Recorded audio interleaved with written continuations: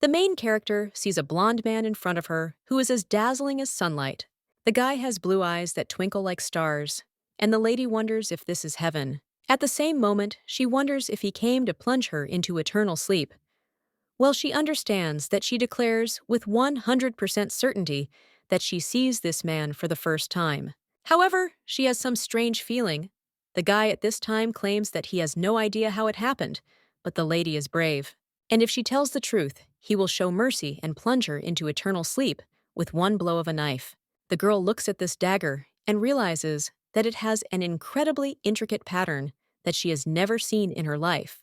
The light of the precious stone that adorns this dagger also looks unusual. Therefore, the main character in shock asks if it is really Kyle, but the young man wonders if she has only just realized this. She would never have found out anything if she hadn't sneaked in there unnoticed. The main character immediately gets up and screams that she knows. After all, behind him is a flag with a scarlet hawk, and this is the symbol of the imperial dynasty of Biltion. The lady claims that he is just as she imagined him, although in real life he seems much cooler, that the hawk could soar to the skies at any moment. Her interlocutor at this time asks if the lady has gone crazy, and what if the knife suddenly hit her head. But at the same moment, the girl feels pain in her neck, and when she touches it, she wonders if this is really a red liquid. The girl looks in the mirror and wonders who she is, and whether the beautiful lady in the mirror is really her.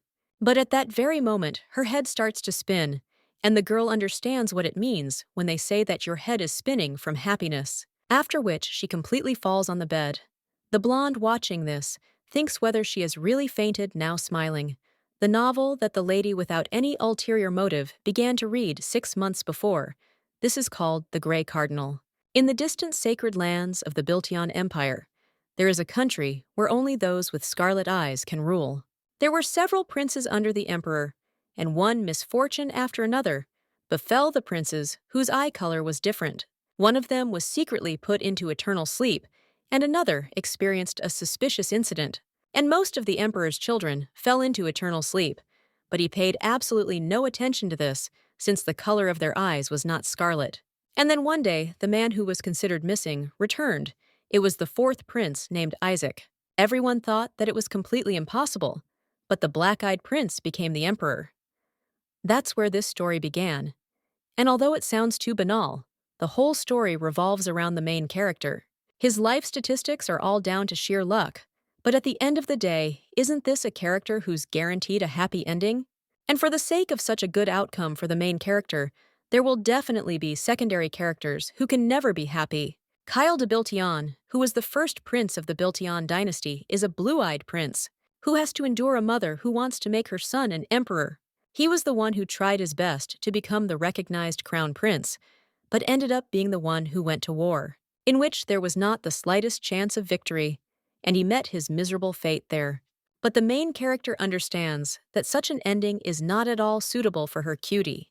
No matter what, a person has 3 rights: the right to freedom, equality, and love. Everyone else is born with that right, while characters like Kyle are doomed to be unloved for who they are, and also to throw them away when they become useless. But the girl thinks that no matter how far their role is from the foreground, it is too unfair. And so the lady says that he is still a secondary character, so let him at least be hers, and she wants to make him happy. The girl's name is Kim Gumja.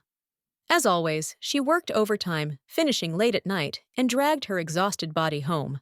Well, a huge truck rushing at a huge speed stopped her. In fact, people have experienced something similar to the feeling when she is hit by a truck for a very long time. At that time, she was absolutely broken because of a minor character in one novel. It was Kyle de Biltion from the novel called The Grey Cardinal. The guy who was never happy and completely useless sank into oblivion after Volume 3, and not a single living soul mourned his immersion into eternal sleep.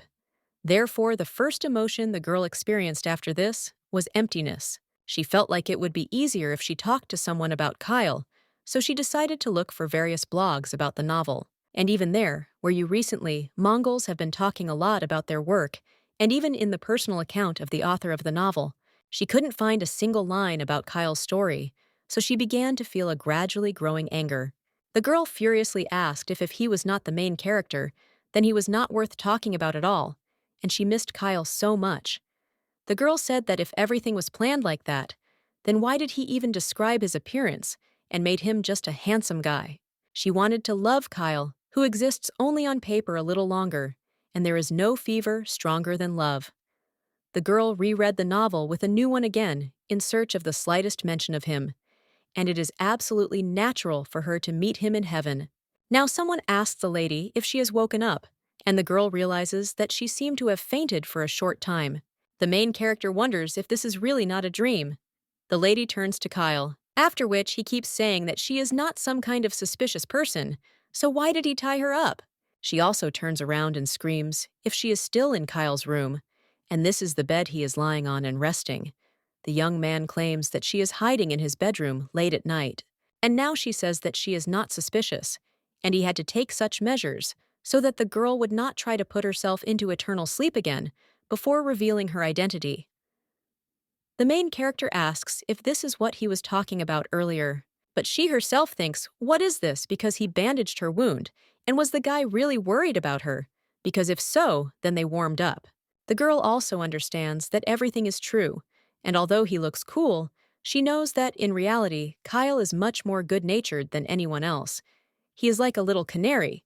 Hey lady, she wants to keep him in the cage of her love and feed him only goodies, but this will be considered a crime.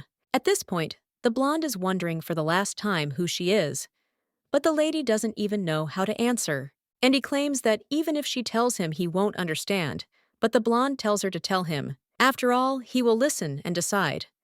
After which he clicks his teeth, and the girl immediately asserts that she is speaking, after which she asks him to look at her. The main character thinks that if the guy frowns, wrinkles will appear on his handsome face, and immediately claims that she came from Seoul, which is the capital of the Republic of Korea. And her name is Kim Gyum-ja. The girl looks at the guy and wonders if he will call her name with his cherry-colored lips. This is her sparkling name in writing, which her father specifically used the hieroglyph for gold. So the lady asks in her thoughts to call him her beautiful, like the sound of jade beads on a tray voice. At the same moment, the guy calls her by name, but claims that it is somehow strange. The main character then realizes that he pronounced it incorrectly and tells him to repeat it one more time. The guy tries after this, but he fails, and then he distorts her name even more. The lady is shocked to realize that her darling can't pronounce her name. The guy asks her what she just said, and he claims that she did say something similar to the word canary. But at that very moment, someone bursts into the room. It turns out that it is the knights who are wondering if His Highness is okay, because the servants were told that they heard some loud noise. The main character turns to this guy and realizes that he has red hair, amber eyes as well as freckles, and tall stature. So this is definitely Kyle's right hand, Kim Gyum-jae, asks if this is Benji, to which he replies that yes, but wonders who the girl is. At this time, the blonde turns to the knight and claims that this girl is a thief. The red-haired boy wonders if she really tried to commit an assassination attempt, and his master replies that for now he is only sure that she is suspicious since he found her in her own bed, suddenly waking up in the middle of the night. Benji immediately puts his sword to the lady and screams, "How dare she do such a thing, because no one dares even talk to His Highness." The lady immediately screams that she is not an assassin or anything like that, and that she is a simple person who got there out of great love for Kyle. The blonde just smiles at this and asks if the girl is really saying that she likes him, because this is something new. At this time, Benji is wondering if His Highness just smiled, and the blonde insists that the further, the more interesting it gets. And he says that the lady came to immerse him in eternal sleep, and now she says that she likes him. When Kim Gyum-ja looks at his smile, she even gets embarrassed and thinks that it is too beautiful, and among all the people she's met, only Kyle looks so gorgeous. The girl realizes that this is a complete mind-blowing, and in the Korean dictionary, the definition of the word beautiful should be changed to Kyle. At this time, the guy says that first of all, Benji should put away his sword, because he is curious about what kind of nonsense this girl is talking about. The guy approaches her, and the main character thinks that this is good, because she wants to look at this beautiful sculpture-like face even closer. The guy at this time looks at the lady and says that she really doesn't know what shame is, and she clearly has no manners or upbringing since she continues to call the prince by his name. And the guy with red hair at this time is thinking about what His Highness is talking about, and the guy claims that Kim Gyum-ja just said that she loves him and called him by name. after which there is silence between them, and the knight turns to His Highness and also claims that he heard nothing. And he also thinks that His Highness is too shocked by the appearance of the assassin, so now he is hallucinating. At this time, Kim Gim-ja is thinking how he found out, and it can't be that he hears her thoughts. The blonde at this time embarrassedly claims that the lady said he was too beautiful, and Kyle is much more good-natured than anyone else, like a little canary. And also, the great Kyle, among all she met, looks so great. After this, the main character screams in shock. Did he really hear all of this? And the young man wonders if everything he just heard was really a hallucination. The girl at this time thinks how he did it at all, and whether he is by any chance a telepath. Kyle heard all her dirty thoughts so clearly, and the lady thinks, what kind of useless and disgusting superpower is this? The lady also thinks how she can be. His Highness is in a panic, and she wants to comfort him so much. The young man claims that for some reason he hears other people's voices that say all sorts of nice things about him. At this time, the knight says that this cannot be. And could it really be that the girl cast some dangerous spell on His Highness? And now she stared at him with her evil eyes, because he even got goosebumps from all this. The main character, at this time, looks at the guy with a look full of love, and the blonde asks what the hell this is, and orders Benji to find out if anyone in this palace knows Kim Gyum-ju. The red-haired youth obeys His Majesty and states that he will definitely question everyone in the palace and also send a request to the guilds. The blonde then hands him a lock of hair and claims that this color is not very common. Benji agrees to this, but asks if it is okay for His Highness to remain there alone with this girl. The blonde replies that, who knows, after which he thinks a little. Well, he claims that she is of course slightly annoying. However, he thinks that everything will be fine, after which the young man with red hair approaches the lady, and he says that if she dares to behave even a little disrespectfully, she will be plunged into eternal sleep by his hand. Kim Gum-ji understands that it seems that little Bandy is angry, because in the novel, even at the moment of his immersion into eternal sleep, he is not really drawn. But when the guy claims that he can throw her into the Imperial dungeon right now, the girl jumps on his foot with her heels.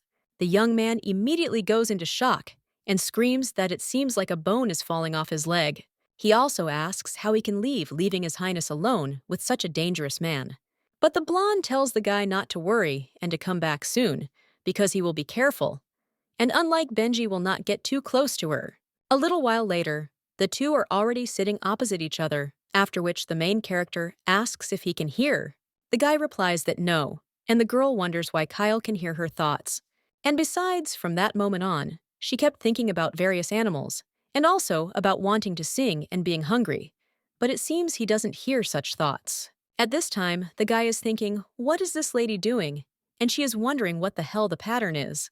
An hour earlier, the blonde asked why he was hearing other people's voices, and the knight asked what kind of spell the girl had cast on His Highness, and let her confess.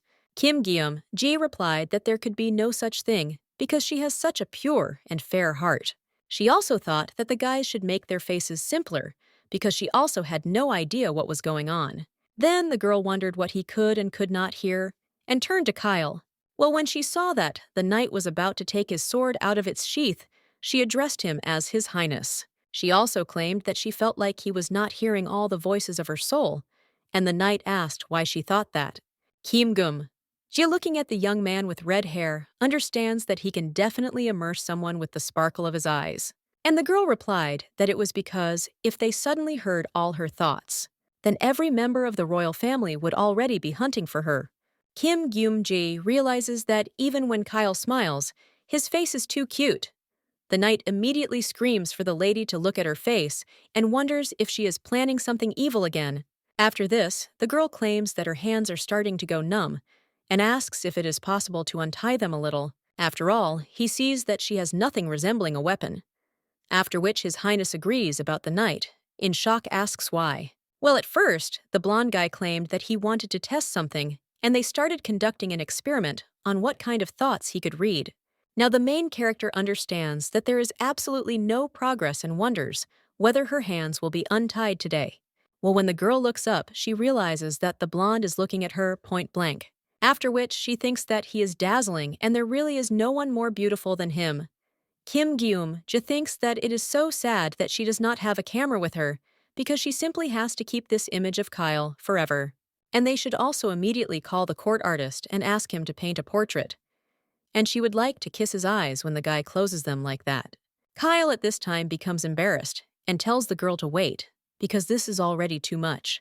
And the main character at this time continues her thoughts and understands that, in fact, when he somehow turned around, she looked at his butt, and it was so lovely. The lady keeps thinking that he is divine and brilliant and also has angelic looks. And if being handsome is a sin, then he should be subjected to Pugvanshamshiu. His Highness at this time screams at Kim Gyum-ja, and the main character wonders how much he heard. At this time, the young man only asks what Pugvankamshi means, and the main character understands that he really heard it and also claims that it is an ancient work. In it, the body of a criminal is dug up from the ground and beheaded. The young man realizes that his question was a mistake, and also wonders if that's why the lady says she wants the same thing done to him, and it seems she really is an assassin. Kim Gyum-ja replies, "No." However, the blonde claims that she just confessed and didn't. It sounds like he deserved something like that. Kim Gyum-ja is surprised by this and screams that everything is wrong, but at the same moment, someone knocks on the room, and the guy claims that it looks like time and glass. The main character thinks about what to do, because it seems she really will go to prison. After all, she still wants to tell him so much. The lady also thinks whether she should leave this story already. She also understands that someone has come and wonders what she should do. Benji couldn't have returned so quickly, and maybe he called the guards at the entrance to the palace. The lady is already imagining how the knights will take her away and then sentence her to be burned. That's why she's shocked and thinks that it's not necessary, because she's already just fallen into eternal sleep, and she doesn't want to repeat herself. At this time, the blonde notices how nervous the lady is, and the maid who is behind the door at this time addresses His Highness. The guy comes out from behind the door and asks what happened, and the maid says that Princess Sienna is calling him to have breakfast. The maid also wonders whether she imagined it, or whether she just heard someone's voice. At this point, the guy grabs her heart and asks if she is talking about breakfast, after which he says everything is fine and let her tell the princess that he will get ready now and go, to which she agrees. The blonde then closes the door, and the main character sighs and thanks him, after which the young man states that now that they will no longer be disturbed, he takes a dagger out of his pocket. Kim Gyum-ja in shock asks why he hid the dagger if he had it from the beginning, after which the guy grabs the lady and she closes her eyes, but he only cuts the rope on her hands. After this, the main character says that it is true, and if she passes the test, they promise to untie her.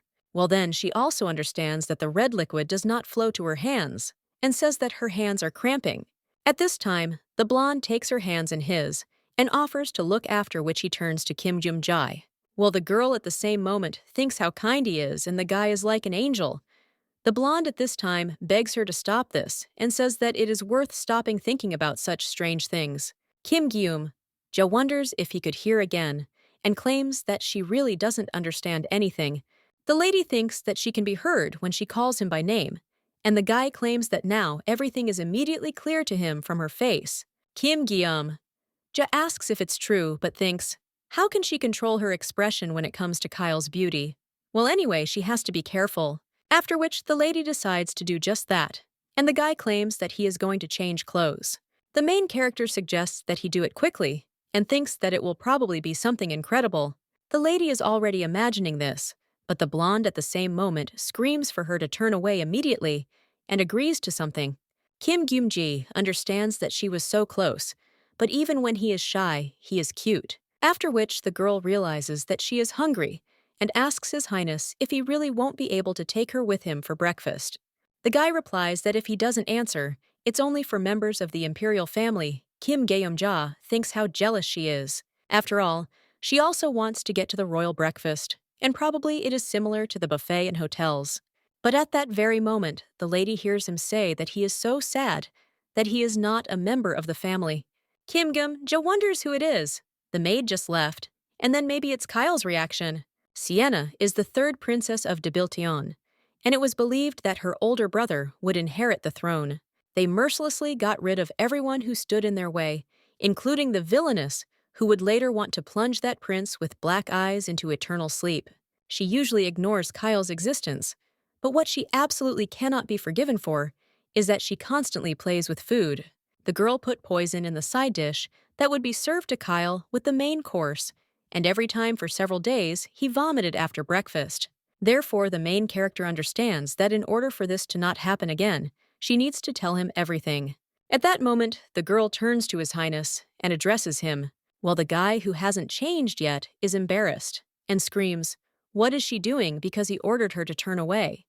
After which the main character apologizes but smiles.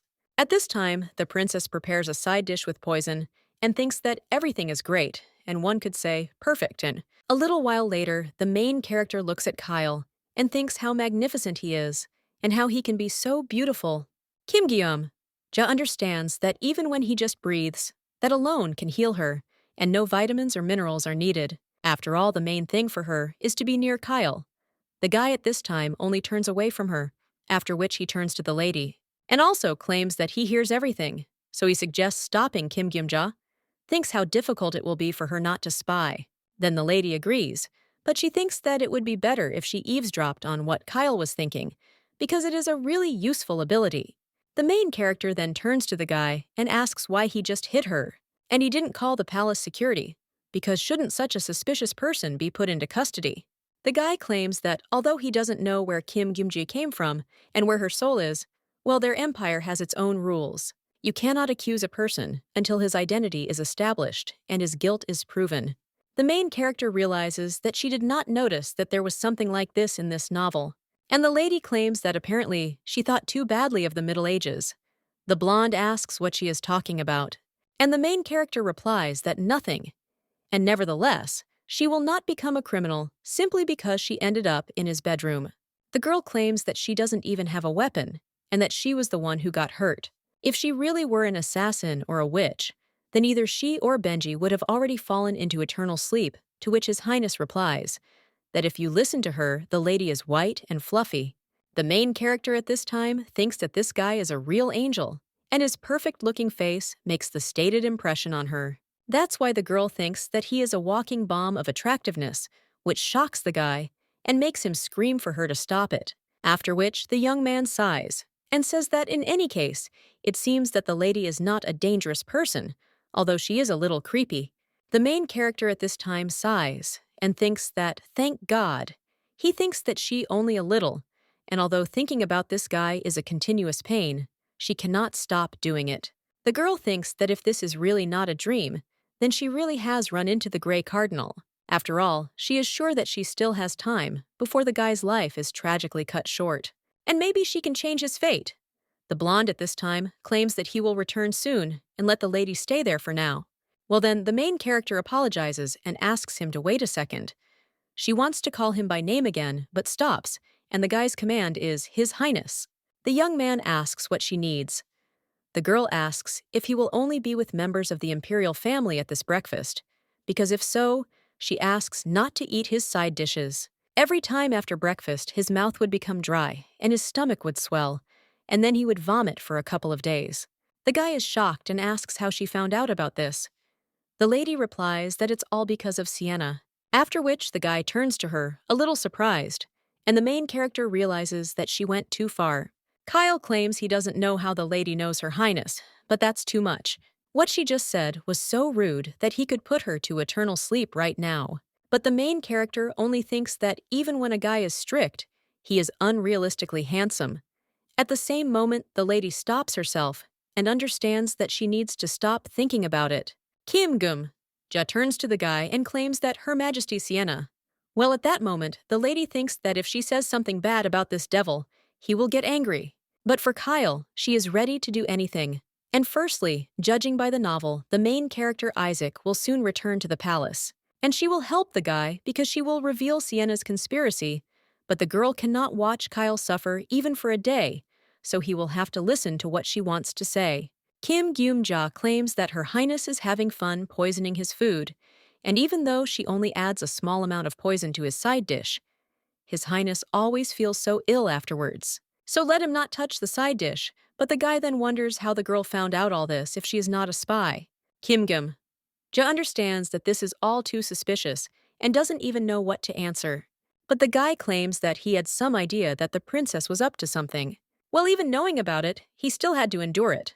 After which, the guy is silent for a while, and the main character thinks, what self-abasement this is, and she wanted to say that there is no need to be so cool. The lady understands that her Kyle is so innocent, and he is like a national treasure, so he needs to be protected. If you undermine the guy's health with all sorts of poisons, then this will affect his beauty, and therefore the lady understands that she will not allow this and will do everything in her power. Of course, her intervention will take away the chance to help Kyle from the other prince. But that's okay. There are plenty of other moments for these two to become close friends. If her memory serves her right, there's still time before the black-eyed prince appears. And the girl cries out to His Highness that even if it is so, he cannot eat side dishes. The lady looks at him with a pleading look, after which the guy sighs, and also says that when the lady thinks how innocent and graceful he is, then everything she says sounds unconvincing. At this time, Kim Gim-ja complains about her thoughts and thinks how stupid these abilities are. The guy claims that it is too late, so he should leave, and also finds out how she knows about the side dishes after he returns. Then he leaves and slams the door, and the main character sighs. She thinks about the guy's words and wonders if she really thought about it so loudly or... Well, in that case, she turns around and realizes that she is in her favorite's room, so she must examine every corner. The guy with red hair is heading down the corridor at this time and is thinking how much strength this girl has since he is still in pain. He realizes that he has contacted every guild, and there is not a single person like this girl. But at that very moment, the young man hears some kind of scream and thinks that it is somewhere in the area of His Highness's room. At this time, the prince is at the table with members of the imperial family, and someone says that his complexion is not very good, after which they even ask if something hurts, to which the guy replies that he just didn't get enough sleep. This woman is Priscilla de Bilteon, and also the first Empress. The woman then asks why, after which someone else says that he didn't tell them earlier, and if the guy was sick, then he shouldn't have come.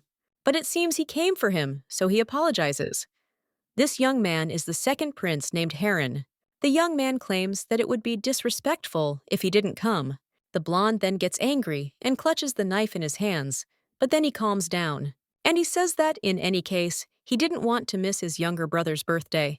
Someone else says that, of course, if it weren't for this, there would be nothing else to do there, and she's very glad that her brother came. At this time, the girl asks if he is still shining today, especially his blue eyes, like the deepest lakes. At this point, the blonde sighs and wonders if they are tired of their meaningless path. After all, it looks like a change of mask. At one point, she says that the brother's eyes are like a lake. The next, they claim that they say one prince was not red-eyed. At this time, the guy remembers how Kim Geum-ja said that Sienna is like a dog, and understands that the princess is so different from this girl. For some time now joining them for breakfast, he had been ill for several days, and several times he had pain in his intestines and a burning sensation in his mouth. But he couldn't refuse them because he was afraid that various rumors would spread. When the young man is about to touch the food, he remembers how the lady told him not to eat the side dishes, after which he completely throws it away, and at that very moment, someone turns to his brother, and she wonders if he really has no appetite today, and also if his stomach hurts. Well, after that, the guy removes the side dish and starts eating the meat, and also claims that, probably because he didn't sleep well last night, everything seems so tasteless. The guy also asks for forgiveness and suggests not to ruin Heron's birthday. Well, at the same moment, the girl pierces the meat with a fork. A little while later, the guy finishes his meal and realizes that today there is no burning sensation in his mouth. The young man also remembers how the lady asked him not to eat the side dishes, and he wonders how the lady found out. A little while later, the guy is already training, and when he delivers multiple blows to the dummy, then he decides to rest and realizes that he got tired so quickly, and also probably because he couldn't sleep at night. It's all because of that girl. After which the guy takes his bag and realizes that it looks like the schedule will have to be changed. Well, at that very moment, someone wonders why he tries so hard, and why he trains so hard, and also attends classes every day. No matter how hard he tries, he will still remain just a blue star of Bilteon. The lady with green hair at this time turns to Her Highness and asks what she is talking about.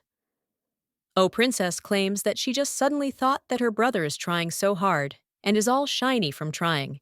Although the imperial family is called the son of Biltion, well, my brother was nicknamed the Blue Star. The lady with green hair says how beautiful the blue star sounds, and the lady with blonde hair replies that it is true, and it sounds really beautiful. But the girl asks if it seems to them that the sun and the stars cannot coexist together, after which she smiles and claims that it's not really that important, and her interlocutor doesn't even know what to answer. The blonde understands that such a stellar nickname hides the fact that he will never become the head of the imperial family. The girl also leaves other people and understands that she needs to understand the reasons. The blonde at this time returns to the mansion and realizes that he is tired and also could not concentrate at the next lesson. All morning there was no sound, so it turns out the girl sat silently. Well, when the guy is about to open the door, the knight comes out of the room and says that His Highness has arrived. Kyle asks if Benji managed to find out about King Jin-jae, and his interlocutor replies that no one in the palace has seen a girl with gray hair. Well, she is so conspicuous, so the blonde asks how this is possible and what the mercenaries from the guild said. The red-haired boy claims that he asked the informant, and no one had ever met the mercenary before, after which the blonde asks if he is really saying that no one hired her in the capital, and he also asks what King Ginja is doing now. And the knight doesn't even know what to answer to this. A few hours earlier, he heard a scream. He understood that this scream was coming from somewhere in His Highness's room. But when the guy ran into the room, he was surprised because he saw a lady with a pillow on her face. The guy thought that this couldn't be her. Could this really be the scene of plunging into eternal sleep? After which, he ran up to the lady and removed the pillow from her face. But the main character with a smile on her face only talked about Kayla. The guy with red hair claims that she spent the whole day admiring the gentleman's portrait and drooling, and that she also sat on his chair for a very long time. The blonde then tells him to stop and thinks for a bit. He realizes that he has never encountered such people before. The main character is at this time near the mirror and removes the bandages. She understands that it seems the bleeding has stopped and apparently the wound is not deep at all. No matter how real this dream was, the cut does not hurt at all, and the lady wonders if it turns out that she is reincarnated after falling into eternal sleep. Or maybe it's a disease, but the girl thinks that, however, it doesn't matter, because Kyle is next to her, so she somehow manages.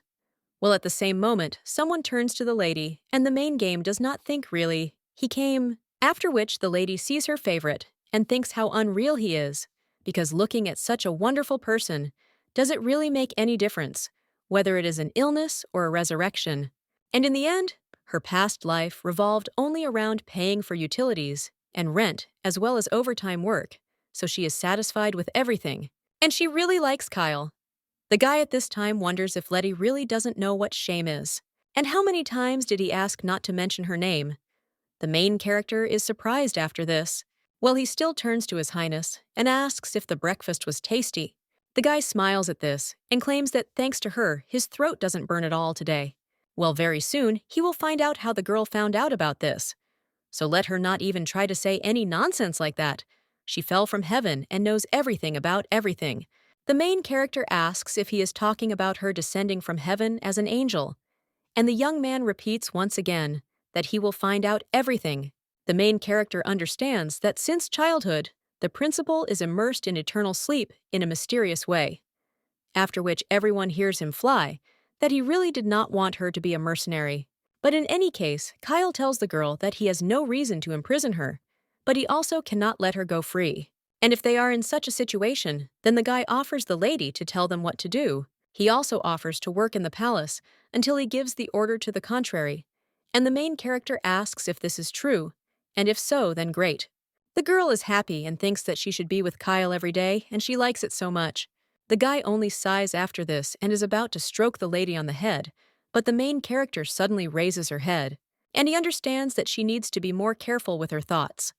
The blonde man coughs and claims that listening to this is driving him crazy. He also turns to Benji and tells him to find a job for Kim Jin-ji in his palace. A little while later, the main character asks Mr. Benji where he is going, and he replies that of course to look for a job for her. The girl says that there is definitely something and wonders if the prince always sleeps with a dagger, because suddenly someone will come to put him into eternal sleep. The young man with red hair notes that, yes, Suddenly, some spy like her will burst in. The main character, then almost crying, says that her poor prince sleeps so badly and is so tired that she doesn't even know what to do. The lady claims that she will protect him until the end of her days. She also wonders how many years True is turning this year. And the guys wonder what she just called His Highness. King Jinja suggests to Mr. Benji that I should be so serious because it is scary, and she didn't mean anything bad. If she calls His Highness by name, she will disturb his rest time.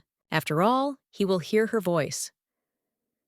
The guy then says that here is the ear, and it is impossible to cause His Highness any inconvenience. What the main character distinguishes is that, of course, but the guy just continues on his way.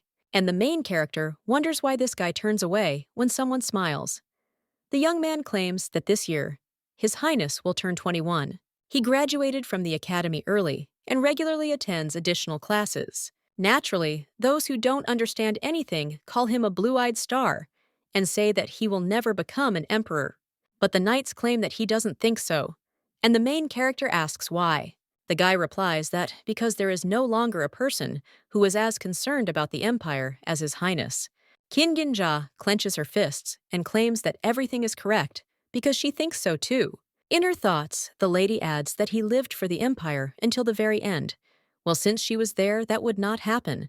The red-haired boy at this time said that it was the first time he heard a name like Qin Ginjai. And for the first time, he meets such a difficult-to-pronounce name. So it seems that she came from Thailand, and the guy is interested in how the lady found out about His Highness and about him. Now the prince is busy, so he decided to leave her alone for now. At this time, the main character thinks that this guy is starting to get irritated again. The lady realizes that she should have kept her mouth shut, but turns to Mr. Benji, and she says she thinks he's a really good man.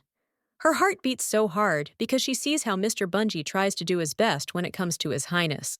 Being in a very distant place, she already knew about his loyalty and strength of spirit. The main character understands that she knows that Benji is greedy for praise. But she was in society, and through constant work, she learned to be funny and unobtrusive.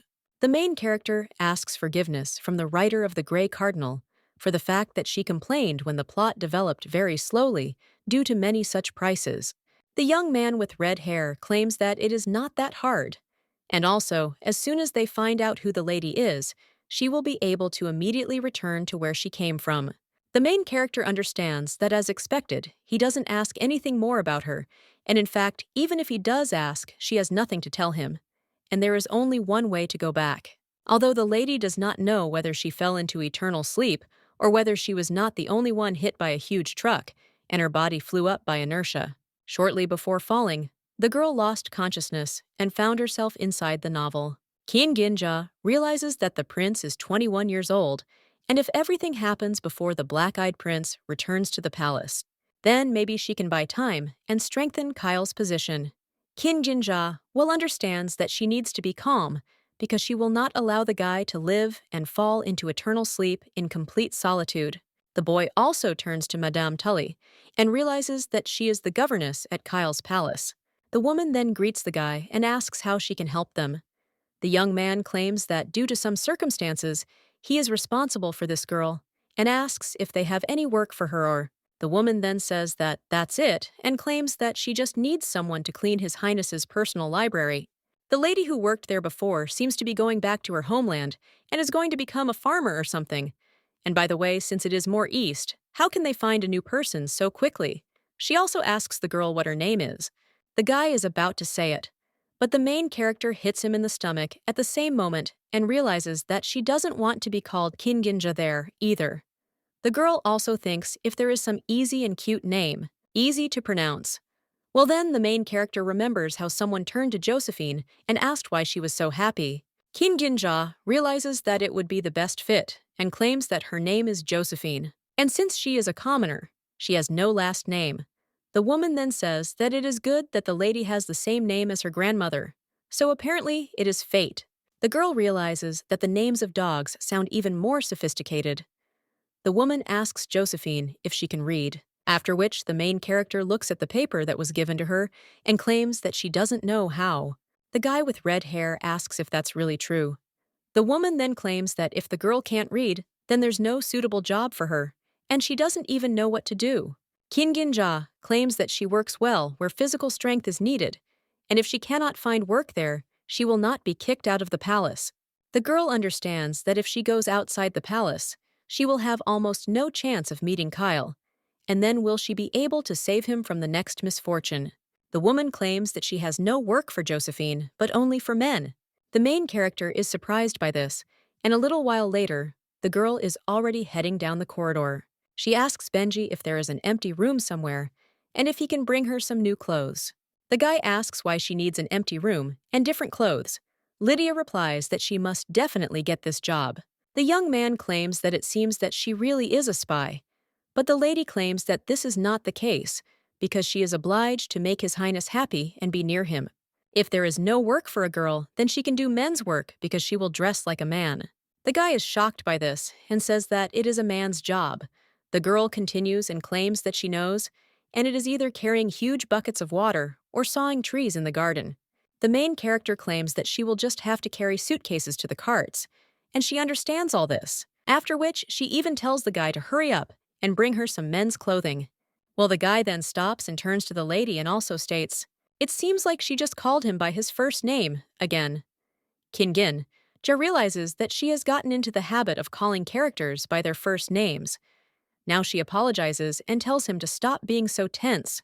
A little while later, the guy brings the lady some clothes and claims that this is all he found. Kingin Ja thanks him, and the young man claims that no matter how much he thinks about it, this idea seems absolutely reckless to him, so he will ask His Highness to come up with something else.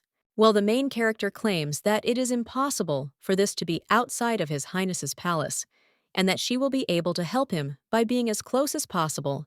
The situation began to change gradually, because Kyle, who they say never smiles, smiled at her several times today, and it seems she can somehow make him smile more often.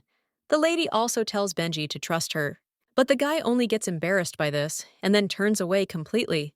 The main character wonders what he's doing, and the young man understands that it seems she used a spell and wonders why all this is so. Kinginja asks what happened, but then turns to Mr. Benji again and asks if he has a knife, after which the lady asks him to lend it to her. The guy asks what she's talking about. After all, he can't give the knife to someone who is not trained in the art of using it. The lady asks if this is true, and then asks Mr. Bungie to help her cut it off, but the guy asks what. Kinginja replies that it's hair, and thinks that it's, of course, sad, because she worked so hard on healthy hair care in that world. But in that life, she suffered most because of Kyle, so there is nothing she could not do for him. In any case, the hair will grow back, so it doesn't matter to her.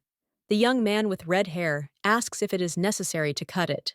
After all, he never gave anyone an old man's hair, but the main characters not only scream at him, and he grabs the guy, asking how much is possible, because he can just give her the knife and she will cut it all off. But the young man claims that a knight can never give his blade to someone. After a while, he finally agreed, and the girl tells him not to cut it all at once, but to divide the hair into 3 parts and cut it to the desired length. Everything is fine, even if it turns out a little crooked, because it will be just like the common people. When the young man takes the lady's hair, he claims that it looks like the Milky Way. Kingin Ja asks if he said something. The guard replies that he just said something, that it somehow resembles the color of water in a clear river. Kingin Ja claims that it is very strange to hear such a thing. But when the guy is about to cut off a strand of hair, the main character screams and twitches. Kingin Ja asks how it is possible to suddenly poke a knife at her during a conversation, and at this time, the guy is holding a lock of the lady's hair in his hands, and the girl understands that this is a disaster, because now he's cut off too much of her hair, and the lady is screaming at Benjamin. The guy apologizes and claims that the lady just jerked too hard, and also asks if she was hurt. Kingin Ja sighs and says that she is a little offended by none of this. However, the girl sits back down and tells him to just cut along this line. Benji asks if she will take revenge on him, and the girl replies that everything is fine because it is just hair. She also claims that if she wants to be close to His Highness the Prince, then it's nothing at all. The servant claims that it is true that they can do so, because no one can think insidiously while watching someone they like. King Jinja says that Benji is very quick to turn people into perverts, and the guy claims that she continues everything, Benji, this Benji that, and she is going too far, because he already apologized for cutting his hair badly. So the latter should at least try not to do this in front of others. It would be bad if someone heard a commoner calling an aristocrat by name. After which the main character says that of course this is understandable, and she will be more attentive. The girl realizes that Benji is unusually talkative and wonders if he is trying to relieve tension. A little while later, the young man has already finished the haircut and reports it. Qin Ginja realizes that there is no mirror in this room, so she cannot check how she looks. Well then, the main character turns to Benji and asks how she is to him. A little while later, the girl is already changing clothes and using bandages. She turns to Benji and asks if it was plausible. The guy just turns away, and he claims that it can be assumed that the main character asks if the guy is hot, because his face is very red. The young man just turns around and says that if the lady is ready, they can go. The main character wonders what he is doing. A little while later, Benjamin introduces the girl as the younger brother of Josephine's twin. The woman asks if this is really true, after which she even asks what his name is. The main character understands that now she also needs to come up with a male name, but she still doesn't understand what male name might be suitable. The knight at this time says that his name is Joe. The main character after Togo turns to him and thinks what he is talking about. The guy then looks at the girl, and she understands that he is talking about her name. Qin Ginja immediately says that everything is correct, because her name is Joe. Apparently, her parents were furious that they had to come up with names for him and his sister at the same time. After all, common people are all like that, so what's there to think about? The main character also wonders if all this is too strange, and also whether they were revealed. The woman then says with a smile on her face that it is excellent, and the guy understands that thank God it seems he was not discovered, after which the head maid claims that then he is tomorrow will be responsible for the stable to which the main character does not respond, which is good, and she will work hard. Well, at that very moment, the lady realizes what is being talked about. The woman claims that this stable had a guy working there before. Well, he ran away because the work was too hard. Anyway, it would be great if you had Joe in charge of it from tomorrow. And he's not going to run away like that guy. The woman says there's a small servant's house next to the stables, so it's best to spend the night there. These horses belong to His Majesty, and he must watch them very carefully. If they get sick or there is any problem with them, the guy should immediately inform her. Of course, he himself must take care of such trifles, as if the horses are not eating well or are in a bad mood. Since she also has a lot of things to do, it would be good if he conscientiously performed his duties as a groom, and the woman asks if everything is clear. The main character after this does not even know what to answer, but smiles and claims that she loves horses very much. A little while later, the lady is already heading out with the knight, and realizes that at least this is not cleaning and polishing the carriages, as she initially assumed, but caring for the horses. If she works in the stables, she won't have a uniform, and that's good. Benji at this time tells the girl that the stables are right in front of her. The guy claims that he needs to go, so if something happens, let her go to the knight's barracks, or to the chancery of the imperial palace. The main character agrees. And the young man also claims that if she doesn't like the name Joe, however the main character interrupts him and claims that when they are not alone, then let Mr. Bungie call her Joe. Qin Ginja, Josephine will arouse suspicion. After which the guy is silent for a while, but then he turns around and says that it's good. And he understood. He also claims that he is definitely leaving now, and suggests that the lady not create problems. The main character realizes that Benji has also left her, and now it seems she is truly on her own. Well, she is going to avoid making mistakes and adapt to life in this world. A little while later, the main character sees scattered hay and droppings on the floor, and also evil horses, which makes the girl surprised and wonders if she is really in the imperial stables now. The lady wonders if there is too much work there. Then she turns around and sees the same house, in which she will spend the night. At the same moment, one of the horses snorts, and the main character thinks that she needs to endure.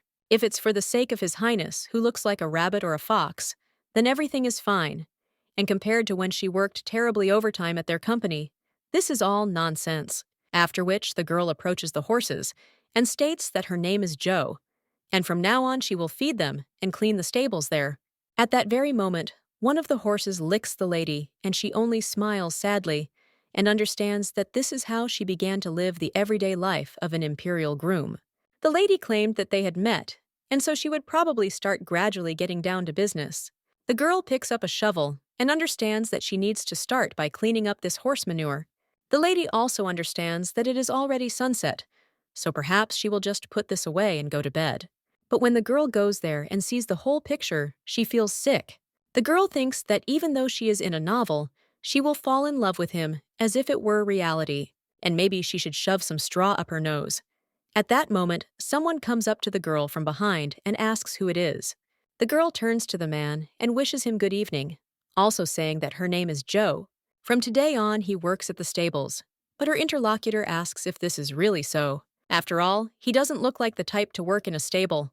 Well, anyway, the man claims that they are completely short of hands, so that's great. His name is Rick, and he is the gardener here, so Joe can just call him Rick. The main character thinks that she can call Rick. Rickwell the man claims that first you need to eat, and the main character asks if it's true because she's terribly hungry. Well, her interlocutor replies that it's not him but the horses. Let the guy always take care of the horses first. And even if he sells the guy, the top amount of the proceeds will not be enough to pay for the horse's tail. So Rick taught her periodically, throwing out sarcastic jokes. The man claimed that he would now thoroughly teach him. So let the boy listen carefully. First of all, the horses need to be fed. Comb and clean them every day. When the girl finished work, she could barely stand on her feet. But the man only asked why the guy was so slow because he was still young, and since it was his first day, did he really think he could do anything? Joe understands that he said that he would train her thoroughly, but it was all a lie, and it seems she understood why the previous employee ran away. At this time, the man screams out, whether the guy is even listening to him, because he also needs to learn everyone's nicknames. He also asks if the guy would like it if someone called his name incorrectly, and the main character realizes that she has already been called incorrectly many times. She also claims that she will write everything down, and begins to write down the names of the horses in Korean. The man watching the boy understands that this is a real disaster. He does not understand how someone like him can be sent to the stable. Miss Tilly seems to be having a very hard time finding new employees lately. The man hits the guy on the shoulders and says that it's already evening, so they should go eat. The man claims that he needs to at least eat well. Otherwise, how is he going to work at full capacity? And the main character understands that, although he is quite harsh, he seems to be a caring and good person. However, the lady still thinks that if this guy gets to her again, she will have to change the genre of this novel to a thriller. A little while later, the lady lies down in bed and remembers her dinner. She realizes that it consists of corn porridge and one potato. She also has to sleep in such a dilapidated hut, so if it weren't for her crazy love, she wouldn't be able to endure it. Well, it's still good that you can see the night sky from there, and looking at the sparkling stars, she thinks about Kyle. After all, the guy is also called the Blue Star of Biltion. The lady also thinks that she read a novel every day around this time. At that moment, she gets out of bed and thinks whether she should send a message about what happened to her. She starts thinking about her cute and handsome Kyle and Kim Guillaume. Ja. Well, for some reason, he can't pronounce that name correctly, so let him just call her Kin Gin Ja. The girl also wonders if she can hear the masterpiece created by the hands of the god himself named Kyle. The lady claims that she is in the stables. The bastard should come there whenever he feels that he misses her, and she will wait. Since he is probably tired, she stops sending him mental signals, and also wishes him good dreams. After which, the girl thinks whether the message reached the addressee, because she can neither check nor see his reaction. And if at least Benji were nearby, it would be good. The lady lies back down on the bed and understands that the message was sent to, so it is time to fall asleep. After waking up, she won't find herself in the real world, and if this is all a dream, then she doesn't want to wake up. A little while later, the main character enters the stable and wishes the horses good morning. The girl calls them all by name, and a little while later cleans the manure. The lady understands that thank God it was not a dream, and she did not return to the real world. This is her job, so she decides not to be stupid because she has to try. The girl thinks, who knows? Maybe with time, Kyle will trust her, and she will show him Korean willpower. And so 3 months passed, but neither Kyle nor Benji came to see her. The main character wonders if this is the end. The girl understands that this is how this manhwa will end well. If this is a serious story about how the prince visits the groom, then it turns out that this is some kind of nonsense. The man at this time turns to Joe and offers him to stop suffering and also go have lunch. He turns to the little one again and says that he is doing well and that his shoulders have grown in width. The main character says with a smile on her face that it could not be otherwise and realizes that a whole month has passed. She is fully adapted to working in the stable and to her new name. Although it was hard for her gradually, the work began to bring her pleasure. The people in the palace began to treat her more friendly, and she quickly became close to the other servants. A little while later, one of the ladies approaches Joe and claims that she heard that he had a fight with Rick yesterday, and now they came to have lunch together. The main character answered what to do since she was stuck there. Rick is her only friend, but his situation is the same. The man also pulls the lady by the hand and says that she is not the same and he just has to babysit Joe. The girl understands that it just so happened that she accidentally got used to everything, and besides, no one yet suspects that she is a girl. The main character says that Rick should be grateful that he has such a young and cool friend like her. A little while later, the lady is already working and understands that this has its advantages. Doing her job every day, it was impossible not to pump up her muscles, and compared to what it was before, she grew up and got stronger. The girl also understands that it seems that today she did not send a message to Quetzalcoatl. Therefore, the lady begins to think about him, and in her thoughts addresses him by name, and adds that he is most likely still as beautiful, and also asks to visit her today. The girl understands that he is terribly busy, but still terribly bored, and let him at least send Benji to her, because she is bored. The main character thinks that Kyle simply has to visit her because she won't be able to leave her place, or let him at least send her an album with his colorful and incredible photos. After all, at least this way she will admire him, and if she starts to get lazy, she will immediately remember that he would get angry and fire her immediately. That is the difference between the working class and the aristocracy.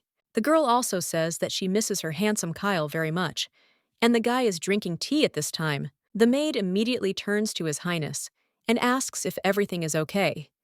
The guy replies that yes, and everything is fine. And the main character at this time thinks that she is crying because of how stylishly she misses him. Well, when she thinks about him again, a smile appears on her face, and she is like a real clown. So let him come to her. The blonde understands that this lady is really crazy. After which he turns to the window and realizes that even though the girl is so far away from him, but he still clearly hears her voice, so there is no nightmare worse than this. They are probably there, dancing their crazy dances, holding a rake in their hands. The main character does just that at this time, and also talks about Kyle's most beautiful golden hair and wants him to marry her. The girl screams that he has golden hair, and she has silver hair, and then their child will be something in between. The blonde man is embarrassed at this point and thinks that she should stop right now. Kyle had no idea what King Ginja was planning. Therefore, he locked her in the imperial castle and secretly watched her, because if he left her alone, she would either think of something bad or run away. Well, when he received the surveillance report on King Ginjoy, the observer claimed that she was singing songs while cleaning the stables. Angry that the black horse was being capricious and eating only fresh grass, she also had a fight with Rick on the way to breakfast, hit him on the head, then kicked him and ran away. After eating, she injured herself on rice straw and went to collect hay in the backyard of the imperial palace. She was able to pull the overloaded cart and seemed strong together with other workers. She pulled out a cart stuck in the mud. At this time, the blonde wonders if this worker was pulling the cart, and he also understands that he assigned observers to Joe and ordered him to be followed. But in the end, he did not find out anything useful. The guy wonders if she really isn't a spy, even though he watches her every day. It seems that the lady is incredibly stubborn, since no one has yet realized that she is a girl, and perhaps she is some kind of incredible professional. At the same moment, the guy begins to hear the lady's thoughts, in which she interferes with him, and claims that this is the groom, and also that there is no one else who would suit the golden hair color, as well as her Kyle's. She also wants to fall into eternal sleep in his strong arms. The guy at this time thinks that she should stop, and understands that today it is very noisy again, and thinks whether the girl is protesting because he does not come. He also turns to the servant and tells him to bring a pen and ink, to which he obeys. A little while later, one of the servants goes to the stable and asks if it is in this direction. The man remembers how the gentleman asked him to deliver a letter to a guy named Joe, who works in the stables, and he would read the letter that very minute. But the butler wonders who this Joe is, if His Highness himself writes letters to him. At the same moment, he hears someone who addresses the horse and claims that he just fed him fresh grass. She also says that the horse is a bad girl. At the same moment, the servant approaches this boy and asks if his name is Joe. The main character turns around and says that everything is correct because his name is Joe. The man looking at the lady is delighted. The girl walks up to him and asks if he has any business with her. At this time, the man only thinks what a handsome young man this is and claims that this letter was written by His Highness himself. So let her read it now. Kinginja asks if this is from His Highness Kyle. She then takes the letter in her hands and says that it's finally here. But at that very moment, the lady droops and claims that she is very grateful, but she really cannot read, and there is no one she could ask to read it. So the lady turns to the uncle, and she wonders if he could read it to her. The man then tells the guy not to tell anyone that he read the letter to him, because they will think that he secretly reads the royal mail. The main character replies that of course she won't cause him any inconvenience. The man then starts reading. Kyle writes there that he understands perfectly well what Joe likes. Well, at that very moment, the man thinks about it and decides not to tell the guy. The main character asks the man what is written there, and he, almost crying, thinks what a poor guy. A few days after Joe was given a letter from Kyle, the blonde asked if the man had delivered the letter, to which he replied that he had. The young man understands that even after everything Joe prayed to God, so that he would let him see Kyle again, the guy realizes that in this case, it already seems to him that it would be better to keep her close to him. Although this should never be done, because if she is anywhere nearby, his ears will fall off. He hands the servant another letter and says that it must be delivered today. And before leaving, he should make sure that Joe reads it. The man asks for forgiveness from His Highness, but claims that he cannot give such a letter to this child. The blonde is shocked after this and wonders why, all of a sudden, the knight at this time turns to His Highness and offers to go instead of the butler. Well, the blonde guy claims that it's just a letter, and there's no need to send it there since there's no one else to go in that case. He also wonders why everything is like this, and the young man with red hair understands that it seems that Kinginja knows how to charm people. Just having met her, people immediately get tired of her side and believe every word, even though the Theodore meets her again and again. But the guys do not understand why this is so. In fact, Benji wants to give me a letter, but he's just been missing Joe for a long time. But at the same moment, the young man develops these thoughts and asserts that in this case, he will go. The blonde says that's good and let him go to the stable. A little while later, the guy already comes there. When the main character notices him, she calls him by his name, and the guy asks if she shouldn't call him Mr. Benjis. Kinginja answers that there is no one there and asks what is wrong with that. She also says that Benji cut all her hair, but at the same moment, the lady turns to a horse named Melissa and claims that she told her not to eat anything there. The guy with red hair claims that it seems the lady has gotten used to life in the stables, and she replies that of course, and let him just take a look because she even has muscles. The main character also asks him how she looks at him with such short hair.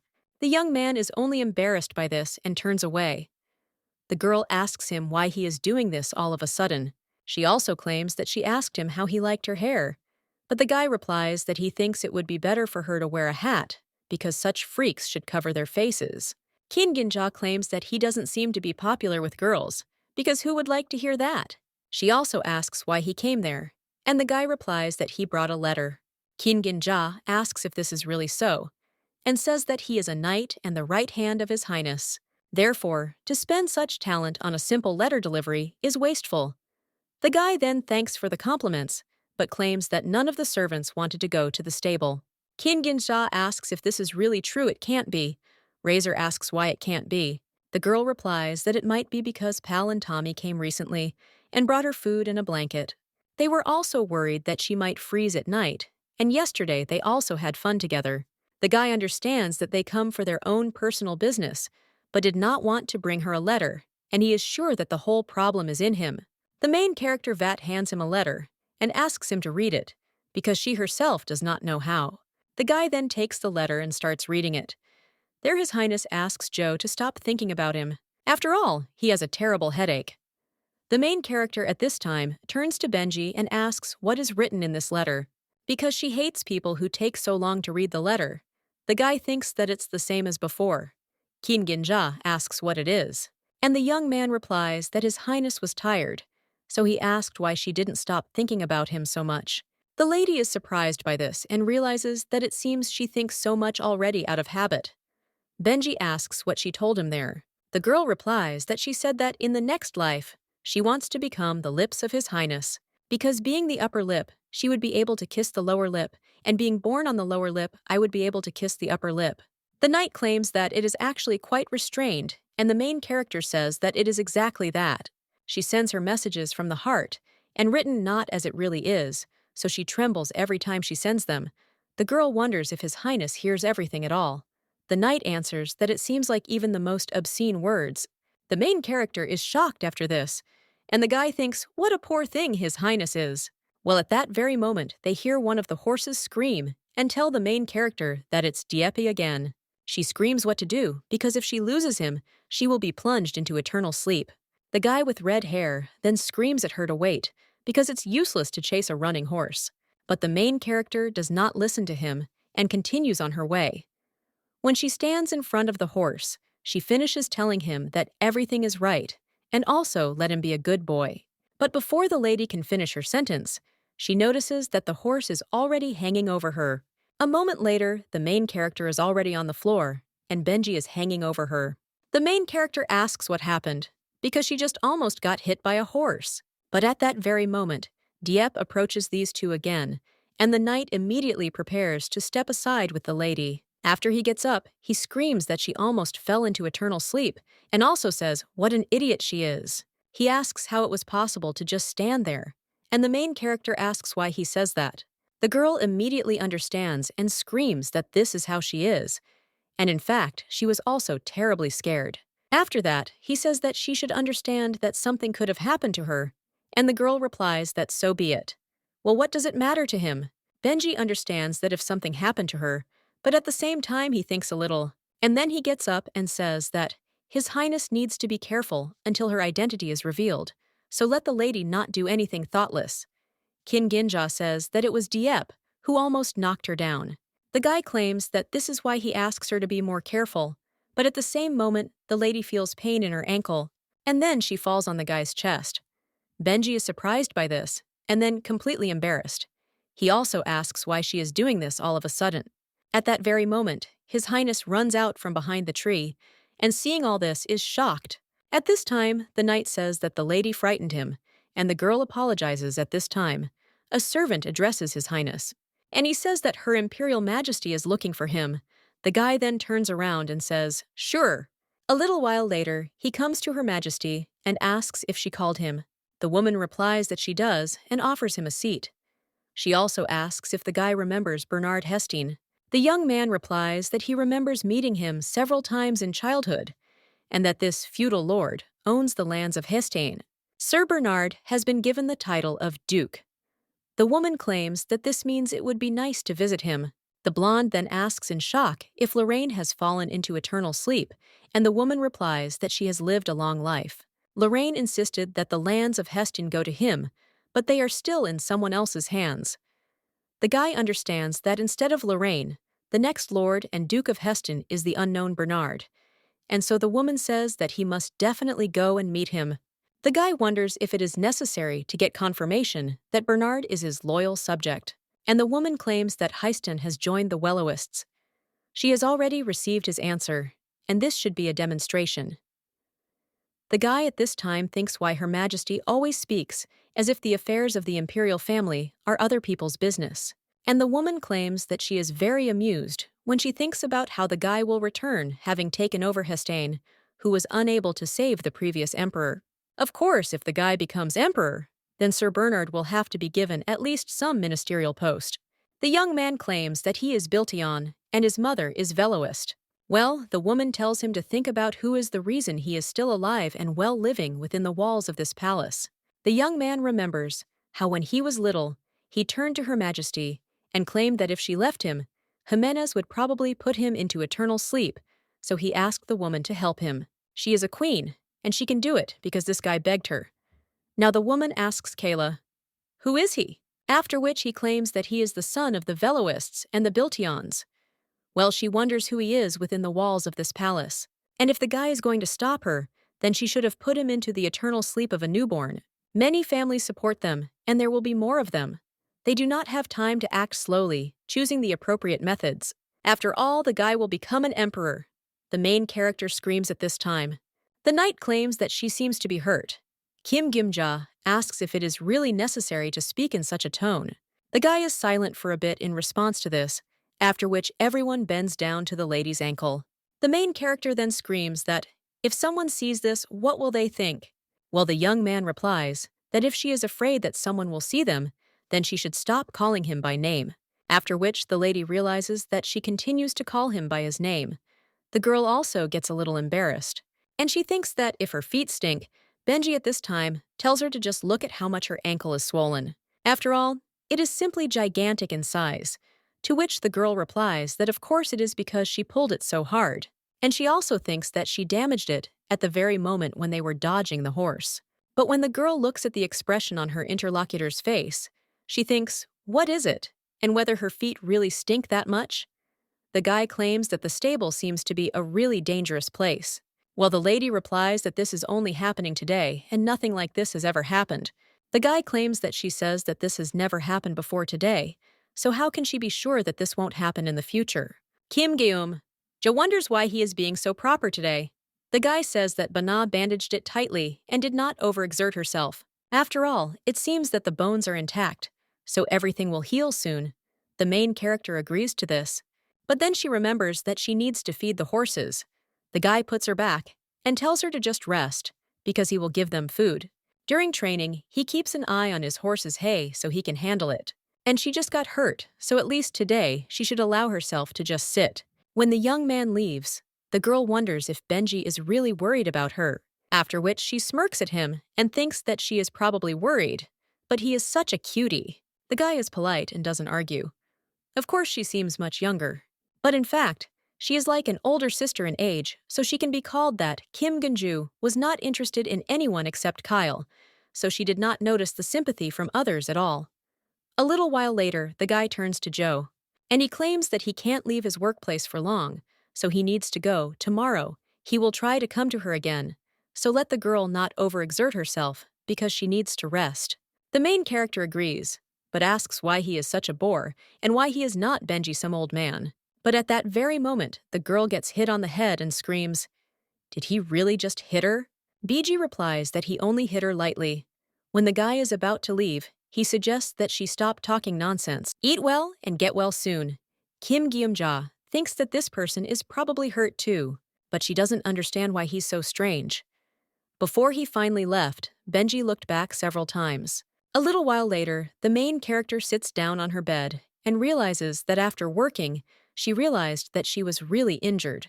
The lady also notices pain in her leg and realizes that it is very painful, and she also misses Kyle. The girl thinks how sad it is and she needs to be reborn and also become a mirror in his room, and then she will be able to see him every day.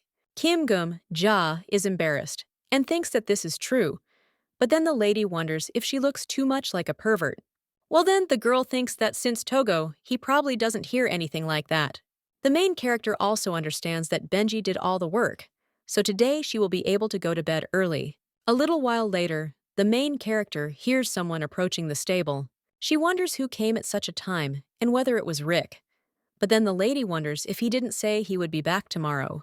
Therefore, the main character does not understand who it is. A little while later, she goes outside and takes a shovel with her. When the girl looks out from around the corner, she realizes that it seems like it's not Rick, and it could be a robber or an assassin. The lady also thinks that if only she could be okay, she would have already caught him and given him to the horse to eat well. It hurts too much. The girl claims that whoever it was, she misses Kyle even more. But at that moment, the guy hears her thoughts and turns around. Kim Guillaume-ja thinks, what is this? And this guy walks straight towards her. Seeing his hand, the lady thinks, how did he know that she is there? But at the same moment, the guy asks what you mean, since she herself said that she missed him. A little while ago, after talking with Her Majesty, the guy returned to his room. He also remembered the woman's words and understood that everything was true, because if it weren't for his mother, he would no longer be in this world.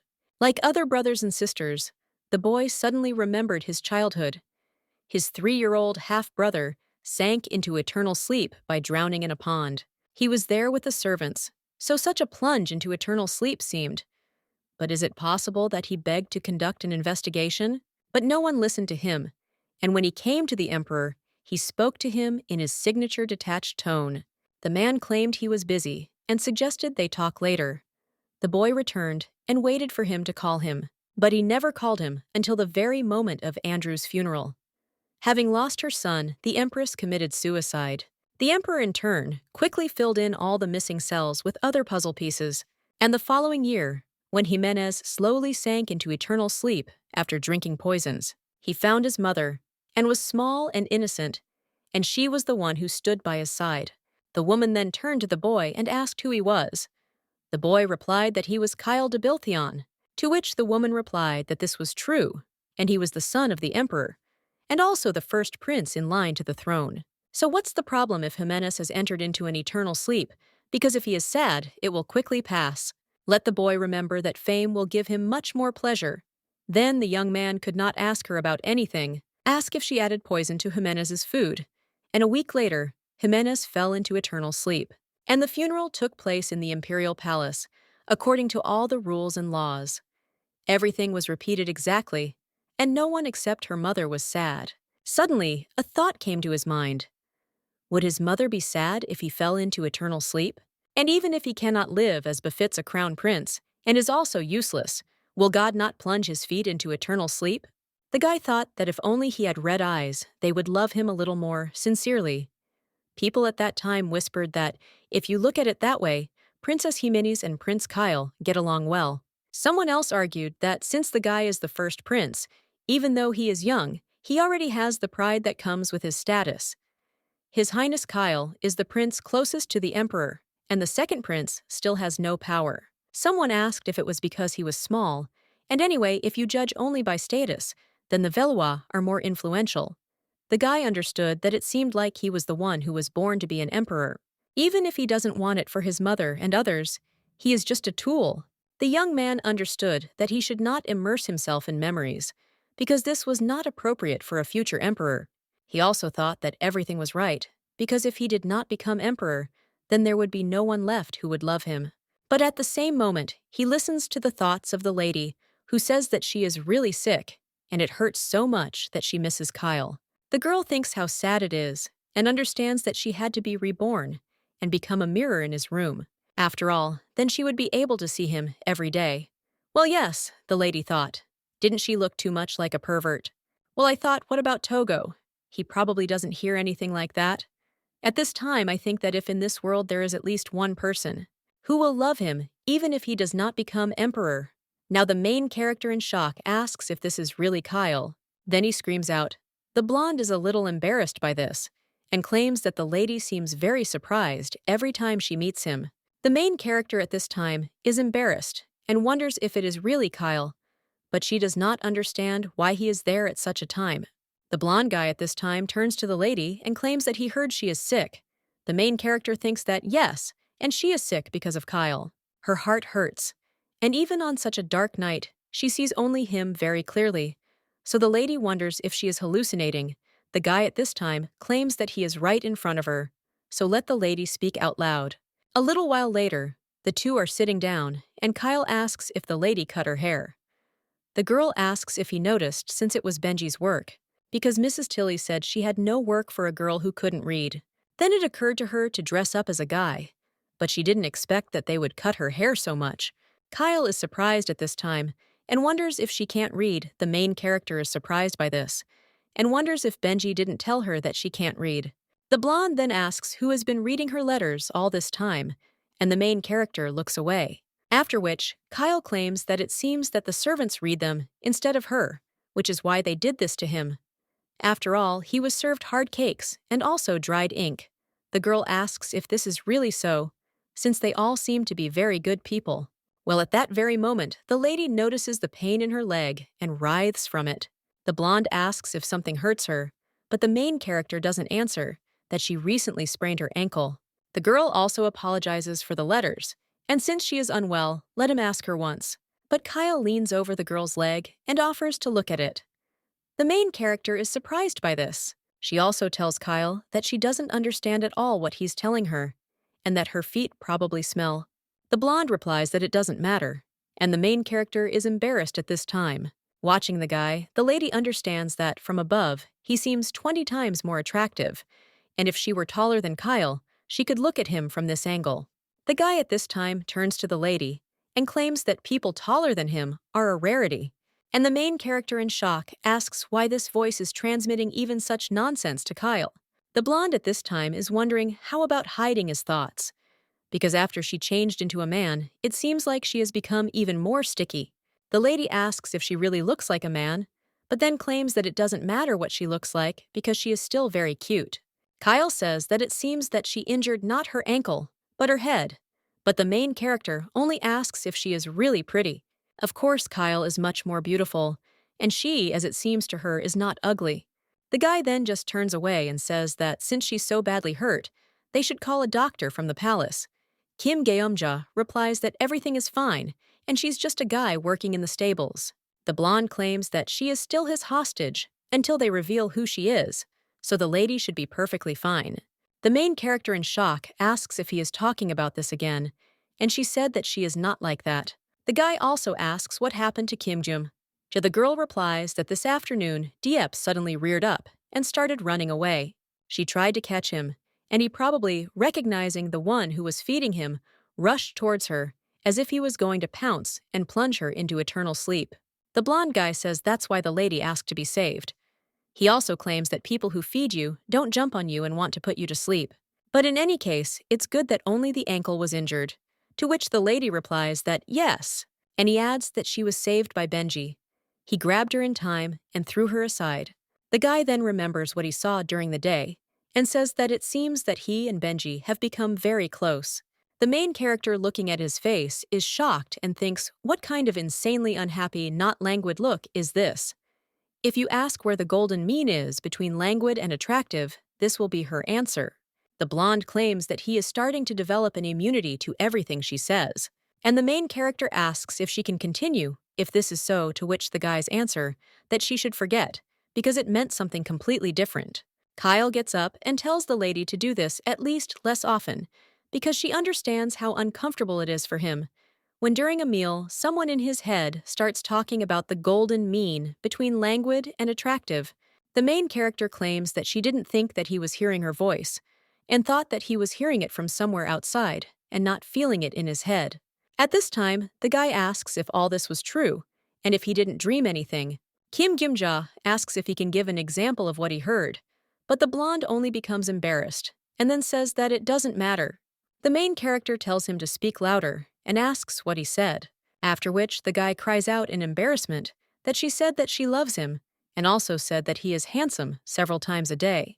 The lady is also embarrassed by such words, but then puts her hand on her chest and asserts that everything is exactly like that. This is the real truth. The blonde then looks away and claims that Diep is his horse, so he takes full responsibility. The main character then wonders if he will really give it to someone, and also says that it is not necessary because Diep is mostly unkind, but sometimes he can be friendly. And unless Diep is his horse, because all the others belong to him too. Therefore, the lady asks not to give him away. The main character also understands that in fact, if he will reduce the number of horses in this way, then in addition to the feeling of affection, she is afraid that his rating in the palace may also be greatly reduced, and the girl thinks how this rating system annoys her. Kyle claims that this is true, and he will sort everything out, and Diep is probably upset too. He is upset that the lady could not catch up with him because she does not know how to ride a horse, or now, at least once a day, he will come and teach her how to ride. The main character immediately jumps up from her seat and screams, if this is true, and if he will come there every day. The guy replies that the horses might get upset, so he will go out. Kim Geum just suggests that he not say that it is not because of her, and since she suffered, he is worried that something else might happen. When the main character looks at the guy, she thinks why he is so embarrassed, because it is incredibly cute. He's just adorable from the front and from behind, and isn't that candy? So she wants to put the guy in her mouth and lick him. Kyle claims that he hears everything, so don't say anything too embarrassing. Well, at that very moment, the main character sees a star falling in the sky. She turns to His Highness and claims that there is a starfall. The guy asks her what she's talking about, and then says that her Naka could get hurt. But the main character says that it is a meteor shower, so let him make a wish quickly. At this time, the young man remembers how his sister said that it doesn't matter that the city is yellow, but it is still just a blue star of Biltiano. At this time, the main character is mentally asking Rick to stop feeding her potatoes and let their regular diet become meat. Let Kyle be happy and let him enjoy the love that comes his way in the most shameless way. But the young man claims that the stars are useless. Kim Guillaume-ja turns to him for a moment and asks what he is talking about. And the guy claims that the stars are pathetic remnants of daylight, and they can never become the sun, and also coexist with the sun, and they can't. The moon heroine then takes the guy by the hand and claims that it upsets her to hear such things about the stars. Let him just think about the fact that no matter how brightly the sun shines, people make wishes to the stars. The stars are a symbol of hope. The guy then just keeps silent and looks at the lady. Well, then suddenly he gets embarrassed and quickly turns away. The main character turns to his embassy and asks if he is really cold and his eyes are hurting, and she also suggests that the wind is probably too strong there. The blonde guy asks something at this time, but the main character does not hear him and wonders what he just said. The guy repeats the question whether she really likes him, but the main character only gets angry and wonders if he is seriously asking if she likes me. This is starting to anger her. The lady is thinking, hasn't he been listening to this for a whole month now? The girl grabs the guy and turns him towards her and also tells him to look at hers. Kim Guillaume-ja understands that she really wanted to make this poor guy happy, and even if she can't change the future, he should at least know that she loves him.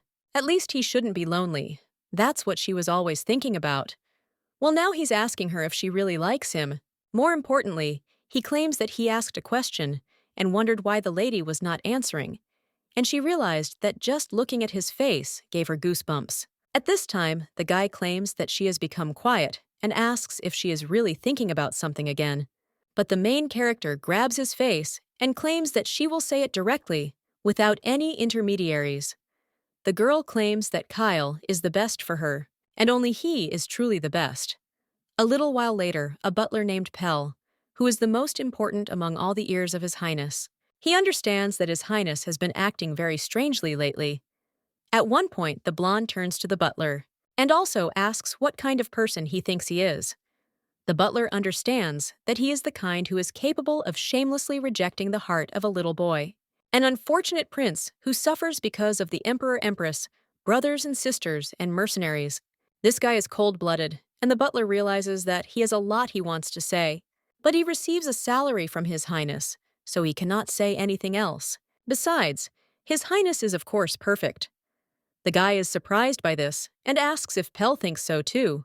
The man wonders what this gentleman is talking about, and the blonde man claims that of course he is. He doesn't consider himself just a handsome guy. The butler thinks what he's talking about, and the guy asks, should he wash his face with something like rose water or try styling his hair before bed? The butler understands that his master has indeed gone today. He began to behave strangely from the moment when the meteor shower passed a few days ago. When the man saw that His Highness was lying on the floor, he immediately cried out to him, asking if he was okay. The guy answered that he was okay. The man asked where the gentleman had gone so late at night, and without Benji, to which the guy replied that he had gone to the stables for a short while. Pell asked how His Highness could be okay when his whole face was red. And now the man understands that since then, His Highness continues to be in this state. The butler asks the gentleman what is happening to him and whether something really happened while he was in the stable. At this time, the guy remembers how the lady claimed that the stars are a symbol of hope and becomes embarrassed. The blonde also asks Pal what he usually thinks about when he looks at the stars. But the butler asks if it is really night now, after which the guy claims that he is talking about the campaign as nonsense and asks Pal to forgive him. The guy claims that he needs to go to the stables, but he's been around enough today that he can take a rest. The man asks if he is really going to the stables and claims that this cannot be because he is really going there for Joe. However, His Highness is already leaving the room, and Pell wonders if this little guy really told His Highness that he is ugly and so he suddenly began to take care of his appearance. A little while later, the main character is working in the stable again. She realizes that her ankle has fully recovered, and she has started doing physical work again, but it is getting colder every day. If we talk about changes, then from that night when Kyle left the stable in a hurry, they began to say that he began visiting the stable as if on schedule. When the girl turns around, she sees her favorite on a horse and understands that now she really wants to work. And of course, Benji kept running into the stable to ask if her ankle was okay and if she was hurt. The guy claims that the lady needs to rest more and asks why she is doing this. Well, the main character claims that now she doesn't care about anything and let him just look at how she can move her leg.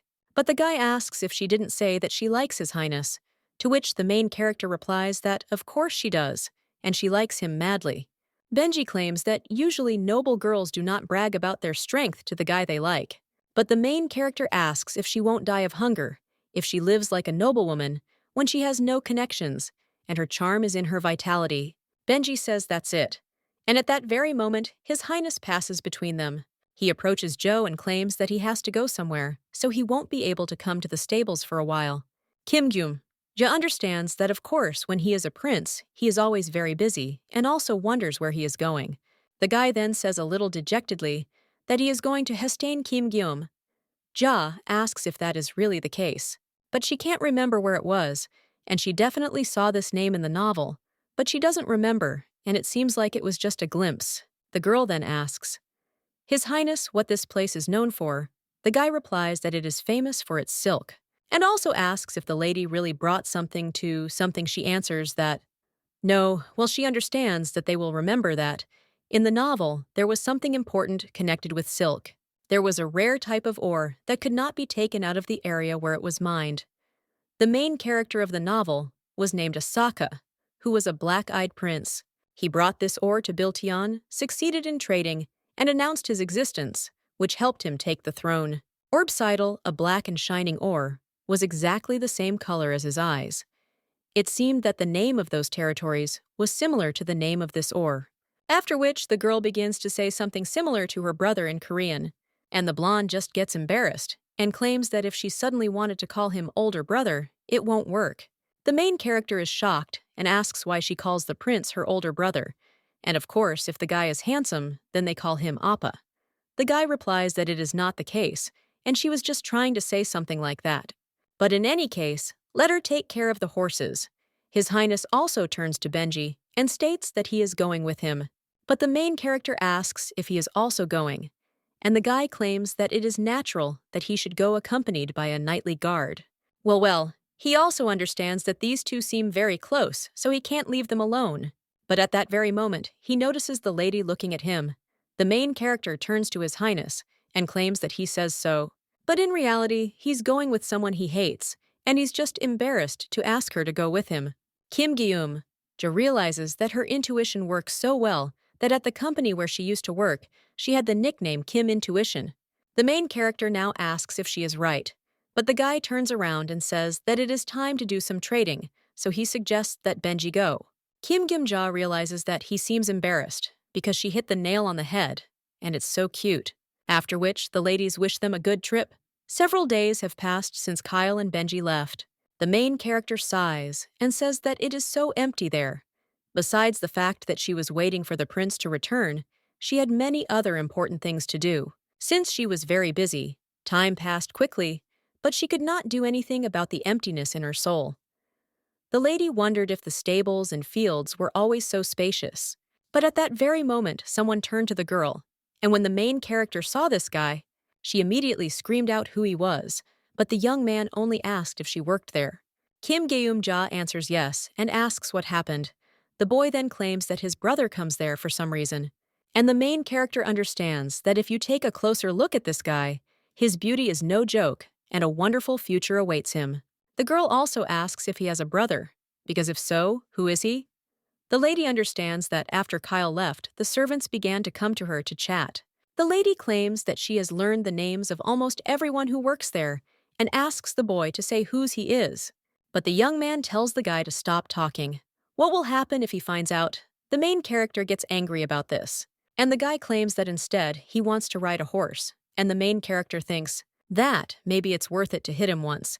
However, she understands that she needs to be patient because she has the image of a merry fellow. And you need to think about something good, like your beloved Kyle. The boy asks at this time, what is the guy thinking about and can't he hear him because he wants to ride a horse? A little while later, the main character asks the boy if he even knows how to ride a horse, to which he replies that of course, and wonders if this guy even knows who he is. Kim Gyum just says that this is great, because the horses haven't run for several days, so she doesn't start to worry. She is impressed that the guy can ride a horse, after which the lady asks what his name is. The young man replies that his name is Theo, and the main character says that this is great and also invites him to go inside.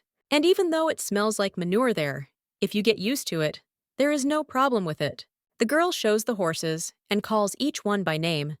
Then she shows Dieppe. The lady claims that she doesn't know much about prices, but Dieppe is the most expensive horse, and he also has the most unpleasant character. At this time, Theo asks, what about his interlocutor? And the main character wonders if he is asking if she has a bad character, to which the guy replies that she does not, and he asks what the guy's name is. The main character tells him to just call her by her first name, because her name is Jo. Well, then the girl understands that she and Rick were constantly joking and laughing, but is it possible to behave the same way with children? The young man turns away at this point and says that, of course, and he will also simply call him Joe. Kim Guillaume. Joe wonders if it really worked, and even though this boy is a delay, a child is a child. The girl understands that it is very cute and pats the boy on the head. The guys say that it seems that Joe has not been working there for very long, and the main character replies that it has not been 2 months yet.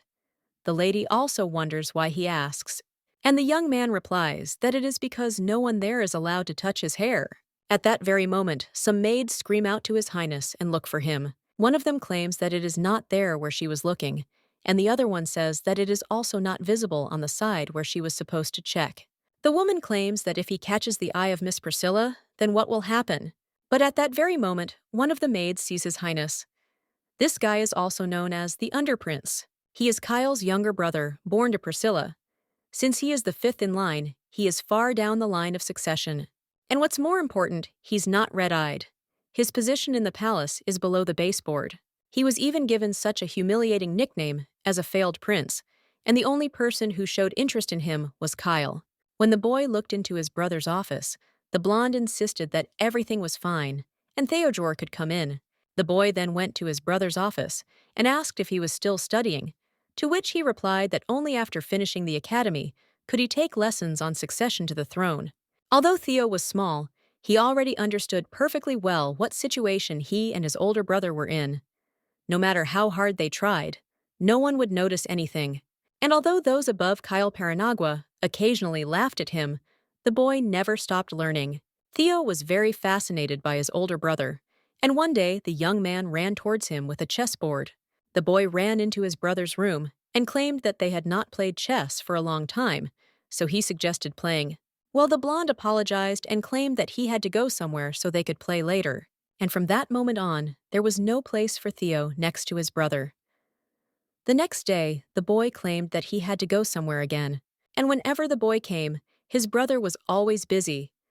The young man realized that, lately, he had the feeling that his brother had betrayed him. Even when they were together, it seemed that he was mentally somewhere far away, and before leaving for Hestane, he didn't even come to personally say goodbye to him. Well, when the young man was walking down the corridor, he heard several maids gossiping among themselves. One of them claimed that she was talking about His Highness Kayla and asked if he seemed a little strange. The other maid replied that he did, and that he was getting stranger every day. Paul said he was always busy with something at the stables, the lady interlocutor said. That's true after all. As soon as all the work at home is finished, he's already somewhere in the stables, just like Mr. Bungie. After this, the young man thought about the stable and did not understand that this could not be, and that his brother really liked horses. Every time he went to the stables, his brother looked extremely agitated, but he like a fool did not notice anything, and the young man enthusiastically thought that his brother should wait until he returned. Then he will already become a master in horse riding. And then one day Theo went to the stable. Now the young man cries out that it is already late and asks if Joe even knows what time it is. The main character only remains silent in response to this, and claims that it is 8 o'clock in the morning and wonders if he really came to see her today. The young man cries out why he should see her, and of course he came to the horses. Well, the main character understands that this guy has firmly settled there. The young man at this time claims that it is enough and offers to bring him Rinji because he is going to ride her. Well, at that very moment, Kim Gyum-ja hits him on the forehead and claims that they first need to correct his commanding tone.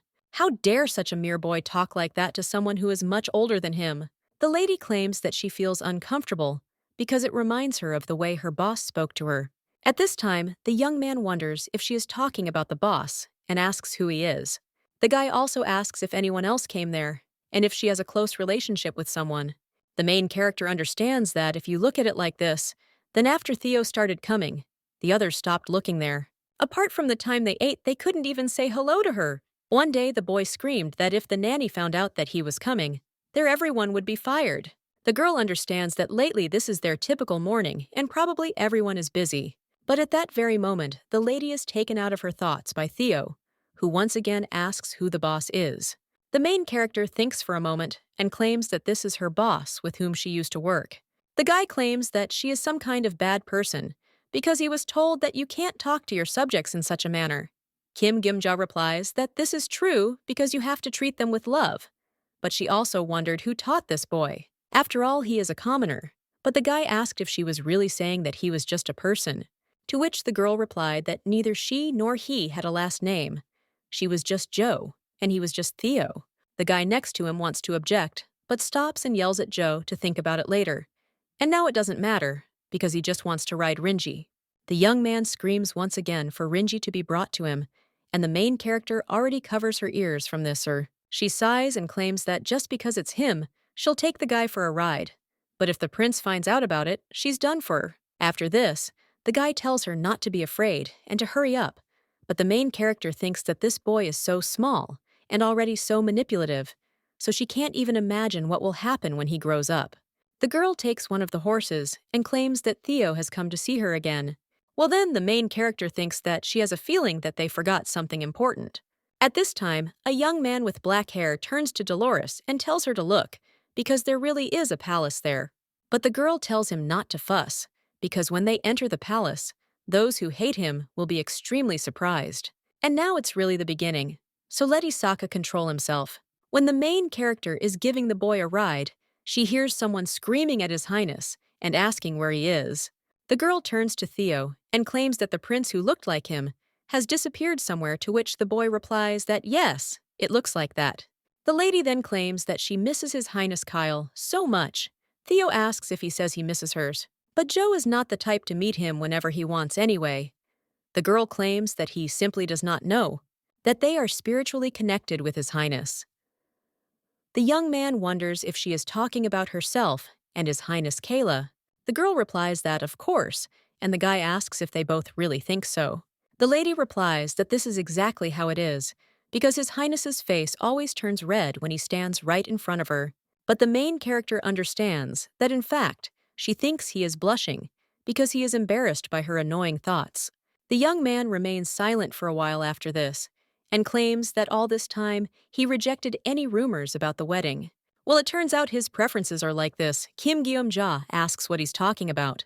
Well, and then she realizes that she is now posing as a man, and now even if she says that it was a joke, it won't work. The girl is already mentally turning to Kyle and asserting that there will always be various rumors about him since he occupies a high position in society. The blonde man at this time claims that he again feels that Joe is doing something irresponsible. Theo at this time turns to Joe and claims that he thought that His Highness suddenly liked the horses and therefore began coming to the stables. Well, if he came to see Joe, then it's a little strange, and although he is also interested in spending time with him, but if you look at it from the other side, then he doesn't even know. The girl claims that this is all adult business, and the guy says that no matter how much he looks at him, Joe looks like some kind of uncle, so he wonders why His Highness needs someone like him. The main character claims that if he calls him uncle again, she will slap the horse on the butt, and it will throw the guy off. The young man then jumps off his horse and states that he needs time to think, so that's all for today. After which, the boy runs away, and the main character does not understand what happened. At this time, the young man is wondering if his brother is really dating Vinny's brother, if there really is such a connection between them. 2 days later, the young man already screams that he will support them. The main character asks, "In what?" And the guy replies that he thinks Joe will be able to protect His Highness because he is strong. And it works well, even though His Highness is also strong. Well, and he thought that they seemed to look good together. The main character hugs the guy at the same moment, and the young man screams, "What the hell is this?" The girl picks him up and says that the boy is so cute. Theo tells Joe to stop because he remembers his suit, but the girl tells him to go home and ask his mother to change. After all, looking at the way he rides, it seems to her that the young man is not from a poor family. Well, after this, the guy asks if she doesn't know how scary his mother is, but the girl replies that he says he's afraid of his mother, but there's nothing he can do about it because they don't choose their mother. There was no one who didn't know Yi Yun-suk from Gwangbokdong. At this time, Mari asks what form her mother's name is in. The young man also claims that his mother is a busy person and does not have time to change his clothes, although she wasn't like that before. The main character says that he just didn't understand everything correctly, because for parents there is nothing more important than their children. The guy claims that his mother hasn't spoken to him at all for a long time. Orban is much more important to her than him, and what ore can be brought from there. If you make a ball out of it, it will be much more durable. The girl strokes the boy's head again and understands that he has a lot of worries. Well, then the girl thinks about Orban and realizes that she thinks she has heard a lot about it somewhere. The main character then realizes the whole situation and realizes that Orbsidel is a sparkling black ore. Weapons forged from metal found in Orban are considered the strongest. That is why there were rumors that the owner of this palace would be the owner of Orbsideli.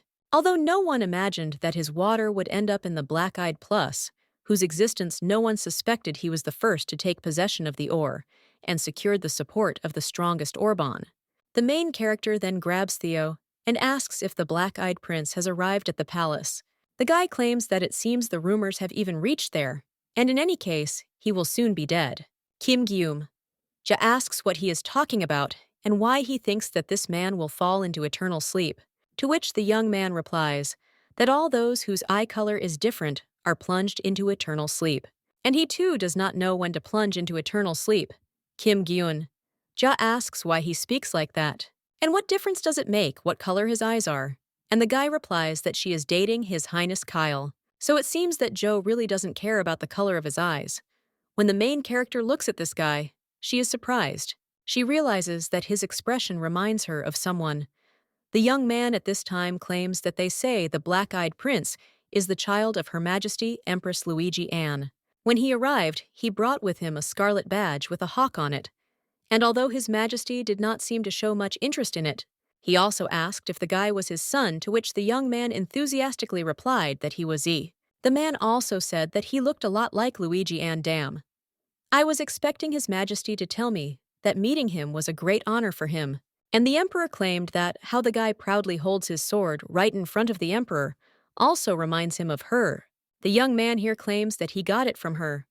This sword was given to Luigi Anne by the Emperor. There were those who believed that black was not a suitable color as a gift for the Empress. Well, her hometown located on the peninsula is famous for its iron ore, and considering the fact that she was good at fencing, the gift was chosen extremely well. The man with a smile on his face claims that it seems the guy really is her son. A little while later, one of the maids asked another if she had heard about it, since they said that this black-eyed youth was a relative of the Empress, and even the Emperor admitted it. The lady with the blonde hair was looking out the window at that time, and also said that Issaka made a good start at the Alvevenus estate. Born the eldest daughter of Deloa, she spent her entire life preparing to become the mistress there for 16 long years. However, since there was harmony and love in their family, they had a late child who turned out to be a son. He took her place as heir to the estate father-mother, and even the land, all that seemed to belong to her all her life. Tired of all this, Deloa prepared to go abroad to study, and then one fine day, having met an old woman who had fallen on the street, Deloa met her son. When the girl was sitting next to the woman, some guy ran into the room and screamed at his mother, well, after which he saw the girl. His mother at that time turned to Issaka and even called him His Highness. The woman said that the guy listened attentively to everything she was about to tell him. Before she fell into eternal sleep, the old woman told all her secrets right in Deloa's presence. That Issaka is actually a prince born from Emperor Bilteon and Empress Luigi Anne. She took care of young Issaka at the request of the Empress, and also said that she was a simple maid. The woman said that His Highness should come to the palace for a temperature, and he would definitely recognize him, after which she breathed her last. The young man then asked what it all meant. The guy also asked if he was a prince, because if so, then that was some kind of nonsense. But the girl who stood aside claimed that now there was a high probability that the prince would fall into eternal sleep even before he reached the palace. Once the maid has fallen into eternal sleep, it will be difficult to prove that he is a member of the imperial family, and he may be sentenced to death for posing as a member right from where the gate is. It is likely that living in such a tiny province while hiding the truth will also be extremely difficult. After all she found out about everything, the young man cried out after that. Was she really threatening him? And the lady claimed that he could either sleep forever in poverty or be an emperor. He faced the most important choice of his life. So let Issaka promise to make her empress, because then she will help him become emperor. In the end, Issaka accepted this offer, and the guy who lived all this time without even suspecting that he was a prince. She taught him everything like a real specialist. And then they headed to the capital together. When the maid saw the guy out, she addressed him as His Highness, and the young man understood that it seemed to him that he would never get used to being called that. When he was little and they were barely making ends meet, he considered the people living in shining palaces to be gods. He thought that this was a completely different life that did not concern him in any way. Well, after which the young man enters the room, and there he is greeted by Deloa. The girl claims that it seems the entire palace is buzzing with the story of the new prince. The young man asked if they were talking about the fact that he was recognized as a son. Well, the girl tells His Highness that if his goal was to be recognized as a prince, it might have been much better if instead of getting there, he had simply hidden in the village. Since he has come this far, he simply has to live, and he will become an emperor. But compared to what he has already gone through, the path ahead is much more winding. Well, at that very moment, someone runs into the room, and the guy surprised by this even rises up. The woman, all out of breath, looks at the guy, and he asks who she is. The woman replies that her name is Luigi Anne, and she is the third empress, and also his real mother. The lady asks with tears in her eyes if this is really Issaka, after which she hugs the guy and also says that he survived. The woman says that thank God her son grew up healthy. The empress hugged Issaka and cried for a long time. Well, for some reason, the guy didn't feel such strong love from her. A little while later, Deloa handed the woman a handkerchief, and she thanked her. She also asked if the girl said that she was from the Alvevenus clan, and if Issaka was alone. It would have been hard for him to get there. The blonde then said what was Her Majesty saying, because it was an honor for her to bring His Highness to the palace. No matter how far they are from each other, family remains family. The woman then asked if she was talking about family, and the lady claimed that her great-grandmother's name was Herberta Sol Terrasin. At that time, there was an active Armenian movement between the peninsula and the empire. She is proud that despite her family's modest status, they have a blood connection with Princess K. Terrasin. The memory of her great-grandmother is always with her. At this time, Isaac was shocked and thought that this was something he had never heard a word about before. His mother said that's it. After which, the blonde with a smile on her face claimed that, although they had a lot of land, it couldn't be cultivated because the soil was predominantly scarlet. She heard that the reason the land was named Allah was because the newly minted emperor decided to visit them as part of his tour of his territories. But this was a completely meaningless event taking place in distant territories, and the emperor was simply pretending. Meanwhile, the war with Electamon broke out, and various events began to be cancelled in the palace. Since then, their land is a small area where the indigenous population lives, and the area is not large, but ferrous metallurgy is quite developed in these territories. The woman then claimed that their Ilan was from the lands that were located next to them. The lady with the blonde hair smiled after this and insisted that they had to survive somehow. Alvevenus doesn't give up, and it sounds a bit harsh, but that's what her family says. The lady also turns to Issaka and thanks him for staying alive and for being by her side again. The woman then takes the guy by the hand and claims that no matter what she says now, it will all sound like an excuse. However, it was the best decision she could make to ensure that he survived. In fact, Issaka wanted to say a lot about that woman. For example, why did she leave him? And if she decided to leave, then let her leave. And why did she have to give him proof so that he could return? And also, why when he found her, she didn't tell him to run away again?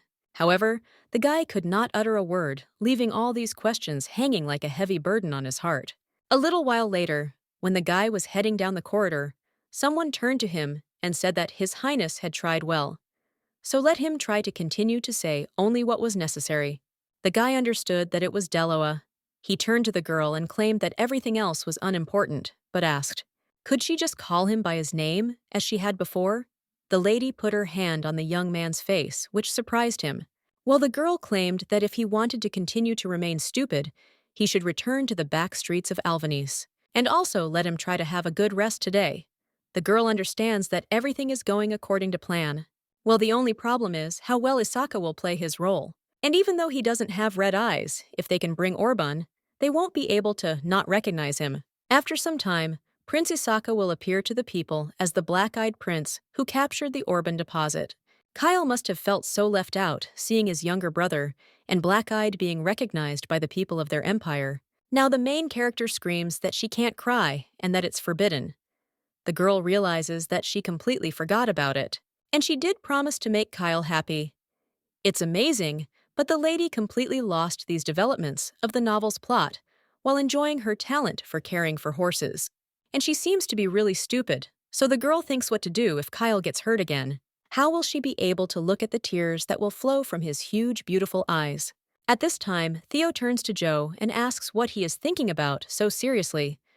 The girl then turns to the guy and asks if his brother works somewhere there, to which he replied that yes. And the girl claimed that he seemed to be doing very important things since he could bring his family to the palace, and the girl asked how long he had been working there. Theo replied that it had been 20 years already, and the main character asked if it had really been that long. And if so, then he might have heard when His Highness Kyle would return. The guy replied that he had heard, and very soon, the main character thinks that if Theo's brother works in the palace, then will he be able to go to Benji and give him something. The lady also took the young man by the hand and claimed that she had a request for him. The girl told him to tell Minister Benji from the administration that he should definitely drop in to see her as soon as he returned to the palace. The guy after Togo asks if he is talking about Benji and already begins to imagine all sorts of obscenities. At this time, the girl tells him to tell her that she really needs Benji. Theo wonders if Joe is talking about Benji, but he definitely heard that Joe is dating his brother. And the young man wonders if he is really acting on two camps. After which, the guy turns to Joe and also screams, how can he do this? The main character asks what he is talking about. The young man, they say that he is talking about his brother. And if Joe is dating His Highness, then why should he see Benji? The main character realizes that it was like she was playing on two fronts, after which the lady starts thinking about how to get out of it, and a little while later finds a suitable excuse. Joe claims he simply misspoke and doesn't want to see anyone other than His Highness. It's Josephine who's looking for Benji, not him. The young man then asks who Josephine is, and the main character replies that she is his sister and they are twins. This girl works in another place. The young man wonders if this is true, but claims that he is hearing about it for the first time, to which people respond that of course it does exist. If he tells Benji this name, he will understand everything, because they are very close. The main character understands that if you think about it, she spent a lot of time with Benji before she cut her hair. At this time, Teo asks why Josephine is looking for Benji Kimgyum. Ja thinks about it, and she ponders what she should come up with this time. The girl understands that probably if she continues to be so unconvincing now, Theo will continue to suspect something. Kim Gyum-ja understands that she should have developed her creative inclinations when she was little. Josephine and Mr. Benji are actually dating. The knight at this time claims that he suddenly felt goosebumps. Theo at this time wonders if Joe is really talking. That his sister Josephine and Mr. Bungie are dating, and Joe is dating His Highness Kyle. The main character replies that it is something like that, but then corrects herself and claims that everything is exactly like that. Kim Gyum-ja realizes that she has a feeling that everything is approaching the climax and wonders if the guy noticed something. The young man at this time asks how they managed being ordinary workers in the palace to get the nobleman Benji and even His Highness. The guy also understands that if Her Majesty finds out about this, Joe will be in danger. The main character looking at the guy wonders if he really believed this, after which she turns to him, but the boy is just wondering if anyone else knows about it. Kim Gimja looks at the boy and thinks how cute he is, after which she strokes the guy on the head and says that no one except the chick knows. Theo asks if Joe really called him the tip, and the main character replies that she just had a bird that she looked after, and its name was Chick. The young man asks if she shares secrets with animals, and the girl replies that of course she does. After all, people can't be trusted with such important secrets. But at that very moment, the guy hits the lady on the leg and she screams. The girl understands that it seems he has such a strange hobby as kicking people, but the guy claims that she just told him everything, or that her mouth acts on its own. Kim Gyum-ja claims that it is because she trusts Tayo and asks him not to tell anyone about this. The young man is a little embarrassed after this and says that it's fine, and the main character sighs and realizes that it seems she's figured it out. Several months later, Kyle returns to the palace and realizes that it seems a lot has happened while he was gone. Among the Empress's children, there were several who were not born with red eyes, and according to rumors, he heard some of them were in hiding. But to show up at the palace so cold-bloodedly, you have to be a daredevil, and it's completely obvious what the mother's reaction to this will be. At that moment, someone bursts into the guy's office and addresses him. Kyle says that the guy scared him, and also asks what happened, but the boy just hits the table and screams, asking if his brother really has such a connection with Joe. The blonde wonders if the guy is talking about Joe, and wonders how Theodore found out about Joe. Theo claims that he is talking about a guy who works in a stable, and he is white-haired, and also a kind guy who knows that he is quite handsome. Kyle at this time is thinking about his connection with Joe, and doesn't even know what to answer. His brother at this time claims that this guy is just a little taller than him, so he dares to be rude to him, and he is also ignorant. But it's funny. His Highness says that it is excellent and wishes them a good time, but his brother claims that is not what he meant. He once again wonders if his brother is really in such a relationship with Joe. Theo shakes his brother and asks if this is true, and if Joe lied to him. Well, when the blonde doesn't answer, his brother asks if this is true. His Highness answers, confused that he misunderstood a little Theo, however claims that Her Majesty will definitely be furious, and he is a prince. And besides, Joe is a commoner, and a man at that. Vanina turns to her brother and asks if that's true. At that moment, Kyle remembered a fact that had completely flown out of his head, because he was stunned. He understands that this is a girl pretending to be a guy and is shocked. Although if you look at how easily she pulls this huge cart, it will not be easy to think of her as a woman. Theo at this time tells his brother to come to his senses, because he is the first prince. Not only is Her Majesty now worried about this black-eyed prince, but if her brother is like that, then what should they do? It will be the end of my brother if Her Majesty catches him, and no one knows how far she might send Joe. Besides, Joe, without thinking about it at all, says left and right how much he misses him. Kyle understands that she says that she misses him, and wonders why she even said that to a child. According to Theodore, if your absurd rumors reach the ears of his mother, then Joe will probably not be exiled, but simply plunged into eternal sleep. Therefore, he claims that it seems that there was some misunderstanding, because they are not dating and nothing like that is happening. So let the guy not tell anyone anything. The young man asks if this is true and claims that Joe just talked nonsense. But he also said that his older sister is dating Benji, so it's clear that he decided to just raise his self-esteem. At the same moment, they said something like this. He enters the room and wishes His Highness a good evening. He also asks who he is meeting there. Theodore replies that he is meeting Josephine and wonders if that is not Joe's older sister. The young man also says that the Duke will be very upset when he finds out that the knight has fallen in love with a commoner. Kyle at this time asks if Josephine and Benji are dating, but Theo wonders if his brother didn't know. And also, didn't Joe tell that his sister is dating Benji? Kyle is shocked at the same moment, and he cries out, "Did Joe really say that?" Well, the young man asks, did his brother really not know? And also, didn't Joe tell him that Josephine and Benji are in a relationship and that he himself is dating his brother? Benji immediately screams, "Is Joe really meeting with His Highness?" Well, the boy just turns around and asks why they are both so noisy. However, the two are at a loss. A little while later, Theo tells his brother to tell Joe something sobering anyway. After all, it seems that he is seriously mistaken, suddenly crawling towards him with hugs because he thinks he is cute. Kyle asks what this guy is talking about, and he claims that it's probably because he doesn't know he's a prince.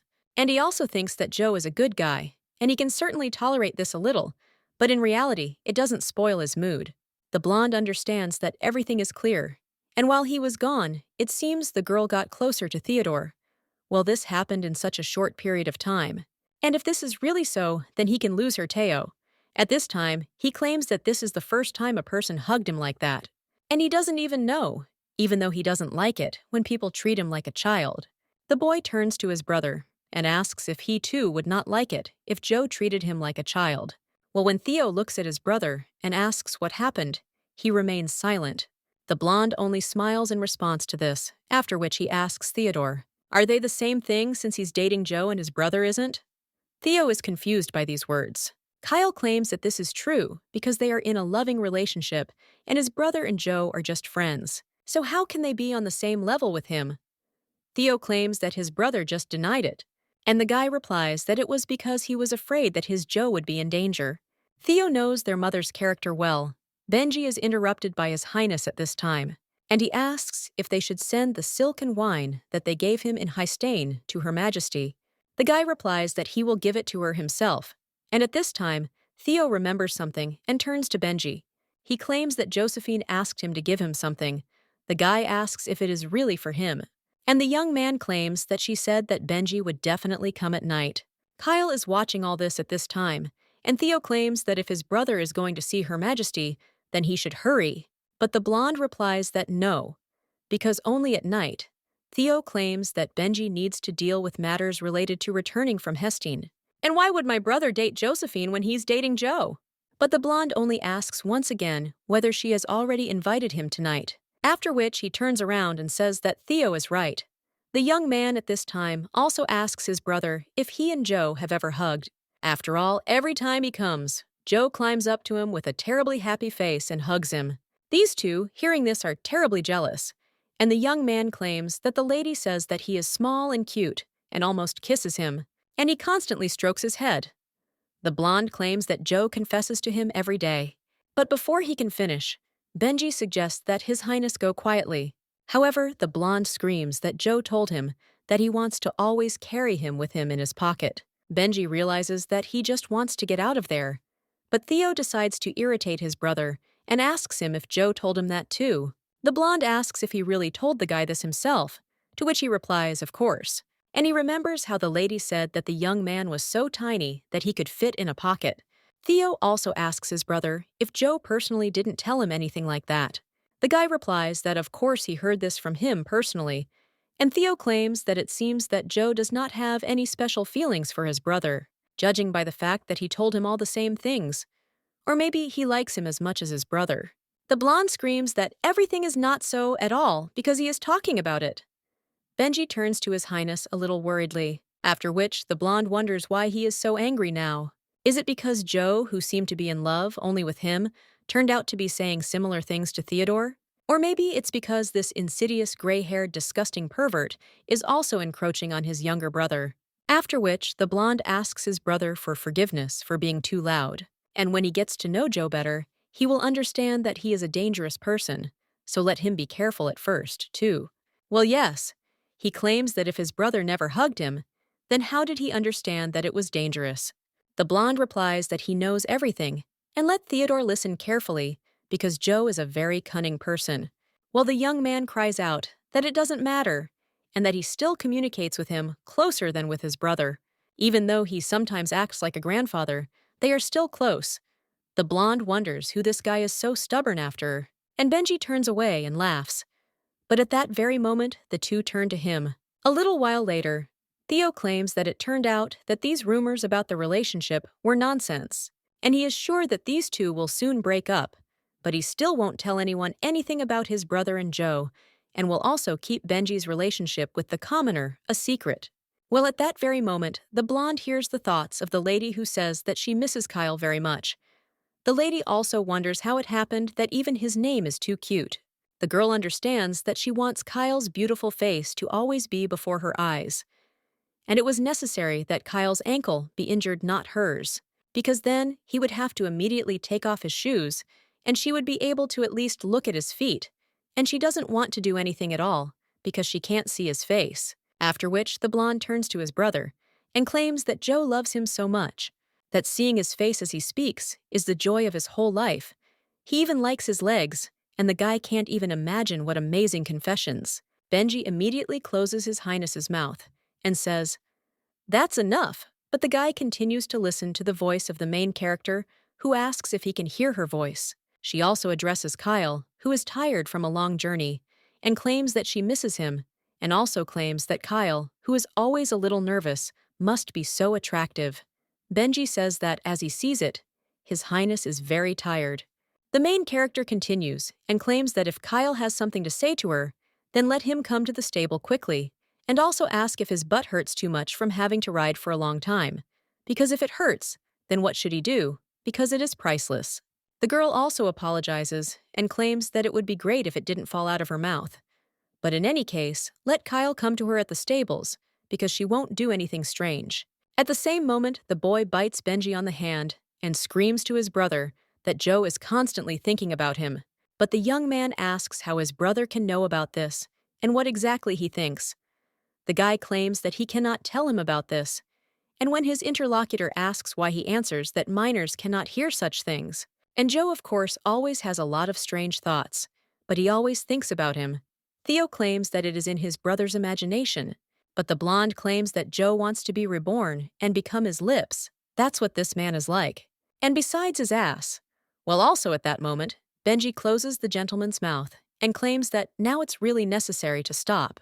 Theo then turns away and claims that this is enough, and he goes, Benji is happy and thinks that, thank God. And when the young man opens the door, he tells his brother to be on the alert, because when he grows up, he will become more handsome than him.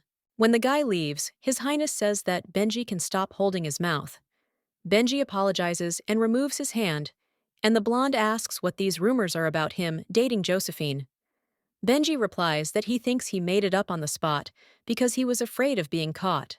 He also asks how it happened that he and Joe are dating, and the blondes answer that this is probably also his invention. And also tomorrow Benji will go with him, to which he agrees.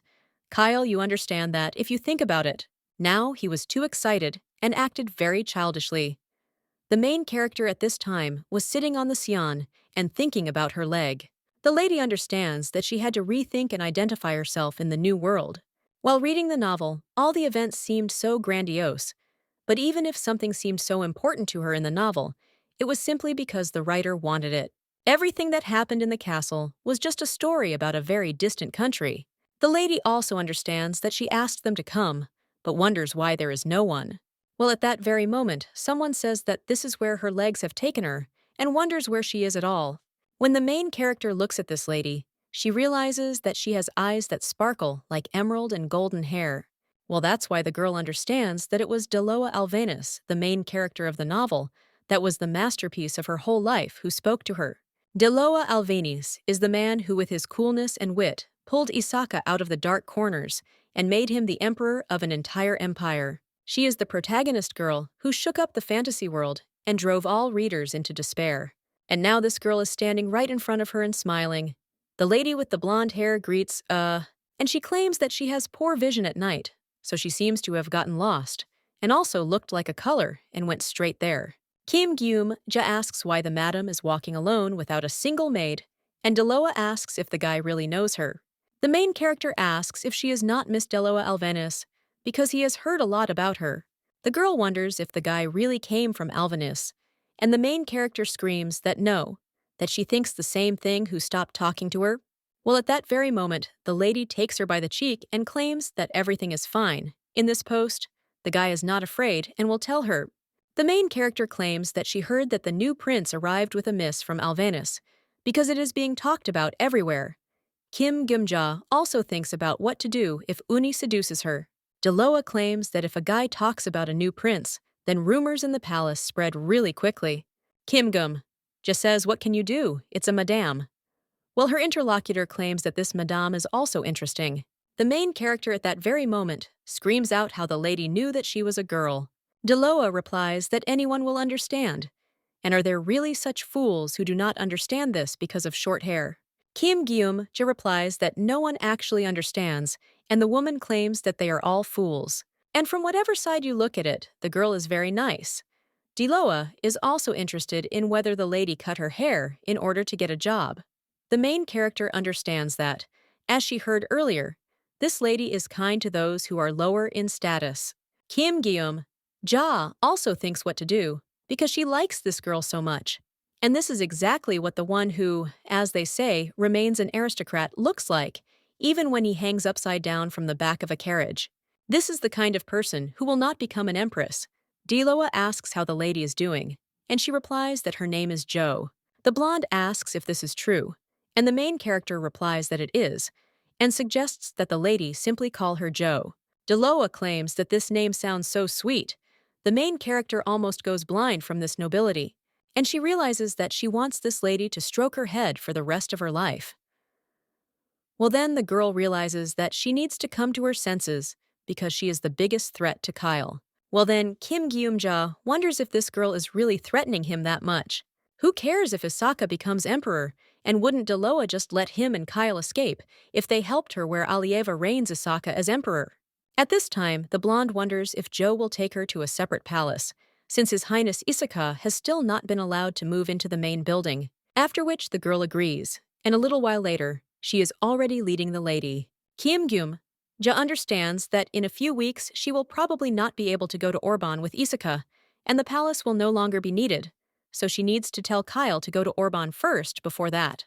But still, neither Kyle nor Benji seem to be coming to her today, and everything will be fine if she quickly sees this lady off. At this time, the blonde turns to Jo and says that since he is holding the light, she can't see anything in front of her. The main character then asks if the lady really wants to carry the lamp herself, and at that very moment, she understands what she just said, and then he bows and apologizes. Kim Guillaume-ja understands that it is rude to ask a noble lady to carry the lamp herself. But Deloa turns to Jo again and claims that she simply wanted to tell them to walk together. The main character answers that there is, and then they will go next to each other. But then people realize that this also sounds strange. Deloa pulls the girl towards him and says that everything is fine, so let her come to her. And let the lady tell her her story, and also how it happened that she had to dress as a man and start working in the stable. Kim Guillaume just says it's a bit confusing about the blonde lady saying she's just bored. The girl realizes that for a moment, her face surrounded by shadows, reflected in the light, looked very lonely, and she felt different from Deloa from the novel. At this time, the blonde asks if Jo will tell her his story, and the main character understands that, in fact, everything she knows is about Deloa. This is a story from a novel, and the girl in the novel is presented only as an image of the person who made the plan for Prince Issaki's accession to the throne. The novel did not describe at all what she felt when she left her family and went to the capital. As a result, some readers noted that her cold side of character, allowing her to move towards her goals, made her even more attractive. But the main character understands that sometimes she wondered if this girl was lonely, and in the end, she began her story for Deloa. Of course, she didn't tell her everything and described situations like what she did for Pell a little differently. When the girl finishes her story, she claims that she who lost her memory saved His Highness Kyle, and he took her to work in the palace as a thank you.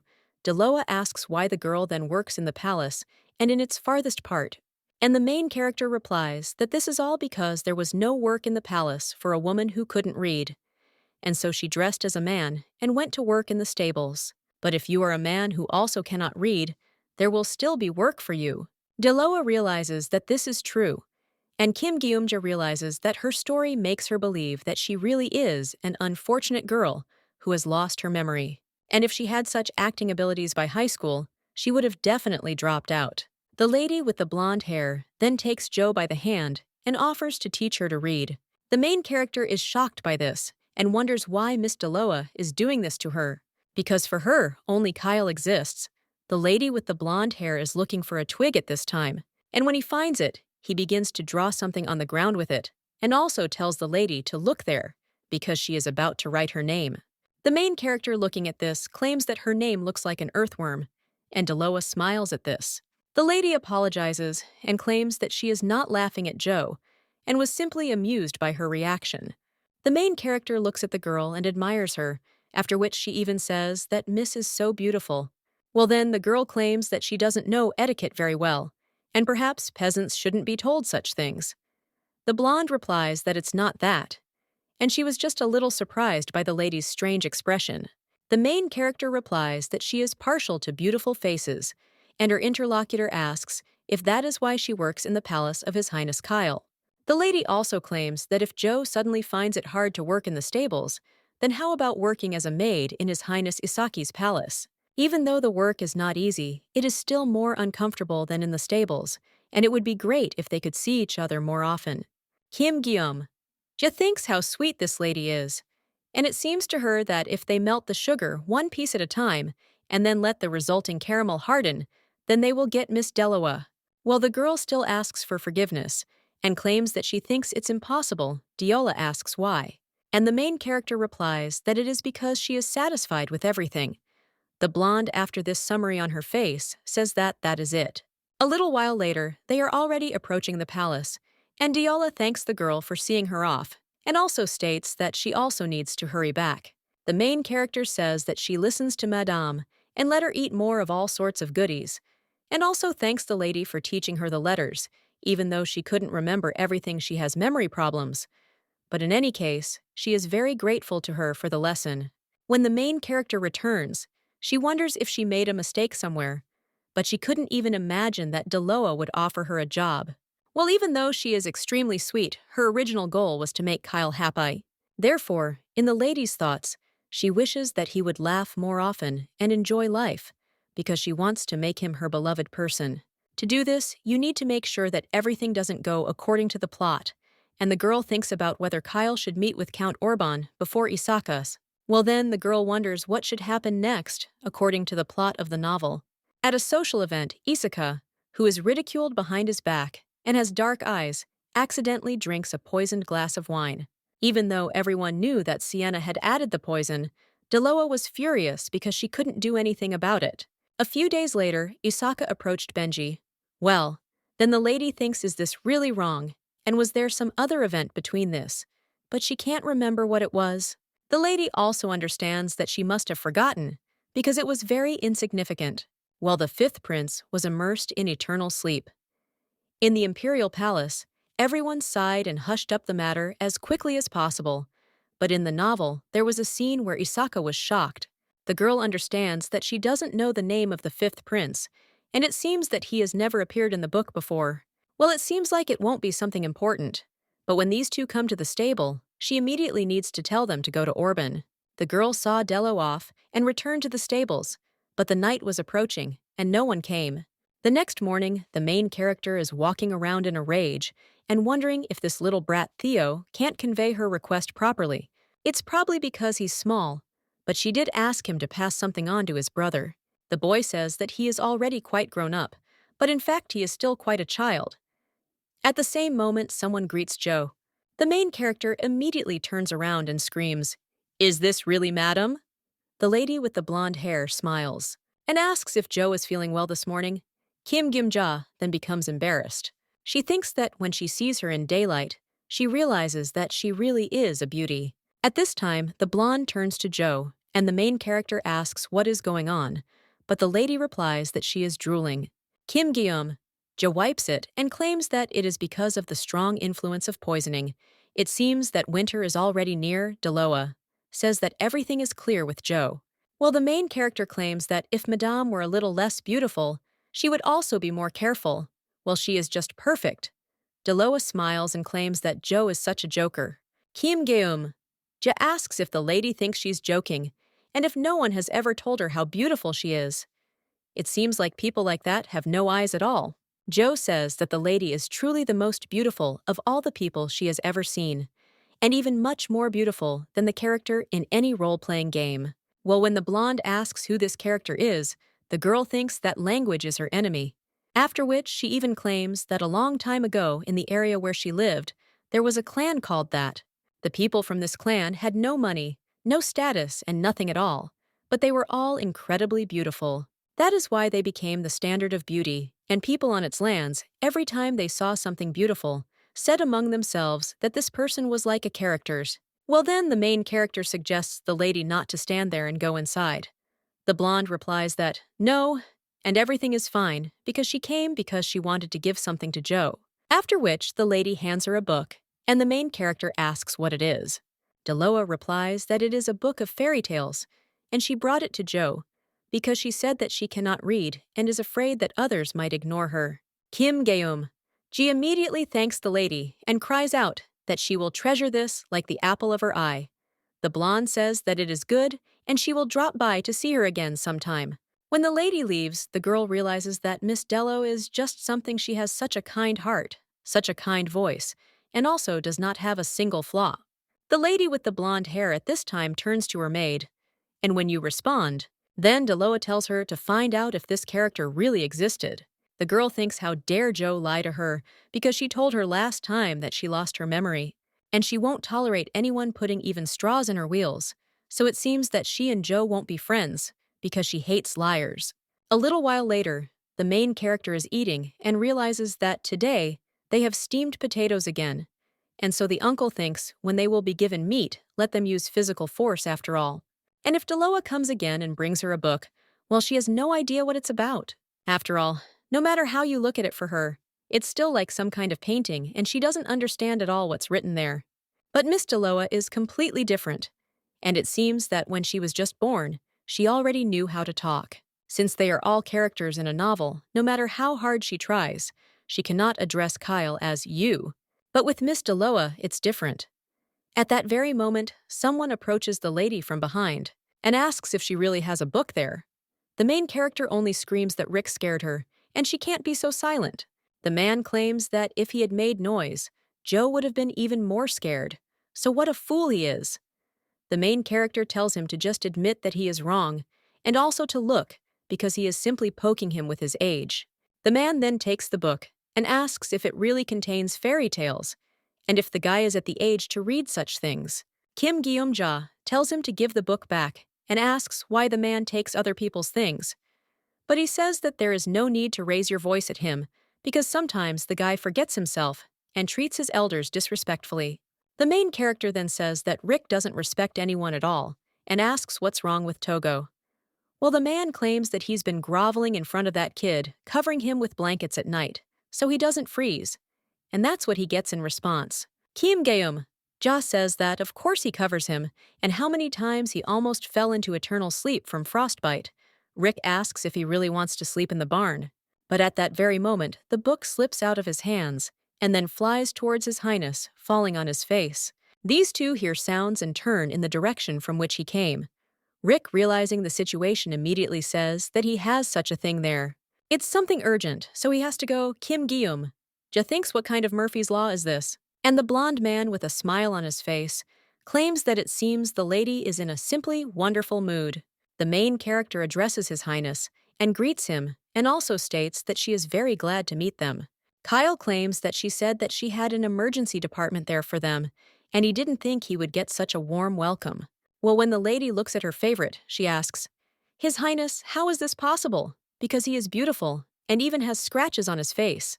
But the guy said that there was no need to lie because he heard everything, and just now in his head, the lady said that she wanted to lick Kyle's wound. Benji, well, after that, asks if Joe still can't stop his thoughts. Well, the blonde tells Benji to stop because everything isn't so bad.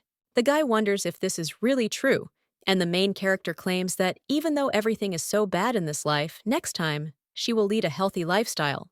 Benji at this time begs to do it in moderation. He is the one who swore allegiance to His Highness, and no matter how far they went, but this is too much. The main character says that she also knows all this, but thoughts are not something that can always be kept under control. The girl claims that from now on, she will be more careful and will meditate every day. Well, then the blonde screams at her to just do nothing, and the girl asks what that means. Kyle claims that she just always thinks much louder when she's sitting doing nothing. Kim Guillaume-ja understands that if you look at it this way, when she does nothing, she wakes up in the morning and eats during breaks, and right before bed, it seems she is talking a lot of nonsense at this time. So the main character apologizes to His Highness and claims that from now on, she will always be very busy. While the guy says that this is also not necessary. And the girl asks why Kyle claims that when she is busy, she becomes much more emotional. And in general, let her just say thank you to him. Kim Gim-ja asks what she said, and the guy says all these obscene things. Benji at the same moment leans his sword against the lady, and the main character says that Mr. Security Guard should even give it to him. And weren't they on good terms just a few days ago? At this time, the blonde bumps into something, and when he looks at his feet, he realizes that this is the same book that flew at him recently. The guy turns to Benji and tells him to stop, after which he asks Joe what kind of book it is. The main character replies that Miss Deloa brought it to hers. The blonde man wonders if this is really true, and the main character replies that it is the daughter of Count Alvevenus who came with Prince Issaka to finish him off. The main character asks if they have never met before, because it seems to her that this lady will definitely charm him. Her beauty is simply divine. Kyle wonders why she gave her a book, and the main character claims that it's not that they became friends just because the Avi are girls. Well, then she realizes that they asked that no one know that she is a woman, and if they find out that she was exposed so quickly, then the lady is sure that they will quarrel a lot. So the girl thinks how stupid everything turned out. Kim Gim-ja says who knows. Maybe this lady fell in love with her. But at that moment, everyone is shocked. The main character looks at them and asks what kind of atmosphere this is. Kim Ja wonders if it really sounded so strange that Deloa fell in love with her, and she thinks that it is very natural. The blonde just sighs after this, and the main character wonders if they really don't believe to that extent. Kim Ja asks what's wrong with Kyle's expression. And is it really that shocking? The blonde wonders if Benji and Theodore aren't enough for her, and he also claims that it seems they have become very close, since people know that the girl cannot read. The main character asks if all the prince's servants now know about this. And Rick knows too, so it seems that everyone in this palace knows about it. You Blonde listened to these words as if catching many stones, after which he furiously asks how it is that people attract absolutely every person they meet. And how is that even possible? And is it really sticky like glue? The guy also claims that it's just like a Venus flytrap. The main character wonders if this is really true, after which she screams out how someone got it into their head to call her a flytrap, and how they could even think of that. And the young man cries out in response that it's because that's what she does, and clings to people regardless of age and other factors. Kim Ja asks, what's wrong with that? Because she's quite good looking, and if they were in her home country, then everyone would have recognized her long ago. Kyle claims that she doesn't even have an education, so what should she do in the world of the elite? Well, the main character asks if he's talking about education. The guy then screams that it doesn't matter what the girl looks like, because he told her to sit quietly in the palace and not stick her head out. But she needed to talk to everyone she met, so he asks what happens next, and whether she is going to shake hands with the emperor. Kim Ja replies that this was the next point of the plan, and all she wanted was to meet His Majesty and also to declare that she is the king of all horses, and he is just a pompous bully. Benji, watching these two, thinks what children they both are. The blonde claims that her manner of speaking is terrible, and he doesn't understand how Lady Alvevenus tolerates her at all. Well, the main character asks, how come he doesn't understand? After all, it's all about her beauty. After which the two are silent, and the main character asks why they are looking at her like that. And isn't it so? Benji says yes, actually, and then turns around, completely embarrassed, and claims that maybe it's true. The main character cries out to His Highness and asks if he understands, but he just looks menacingly at the lady and then says that she is like a flytrap. Kim Ja screams, why are they talking about a flytrap again? People turn to His Highness and claim that even Benji knows how to compliment others, but he can't. And is it really impossible to at least once note her beauty, even if he doesn't think so? The guy then claims that if you look closely, it's possible. Well, then he just turns away. And in confusion, he cries out that he has never said anything like this to anyone before. The main character is surprised after that, and also wonders if he has never flirted with girls at social events. The guy then asks if she is kidding, and the main character thinks how sweet and innocent he is. The blonde asks if she can stop thinking about nonsense at least now. And also, how can a lady like Albanese, just because of her appearance, and also, doesn't she think that she can do something else? Kim Ja claims that she is just a stable boy. So what can you expect from her? But if this is true, then most likely she just wants to have incredibly beautiful children and nothing else. Kyle screams, how dare she say something like that? And does she really think that Earl Albinus will leave her alone after this? For such denigration of the names of nobles, even 100 death sentences will not be enough. The main character screams, what's wrong with the fact that she likes her face? And it doesn't matter that she has to clean up horse manure all day long to sometimes see His Highness's face. And in general, she hates this job, and she just likes to look at Kyle, and this does not happen very often.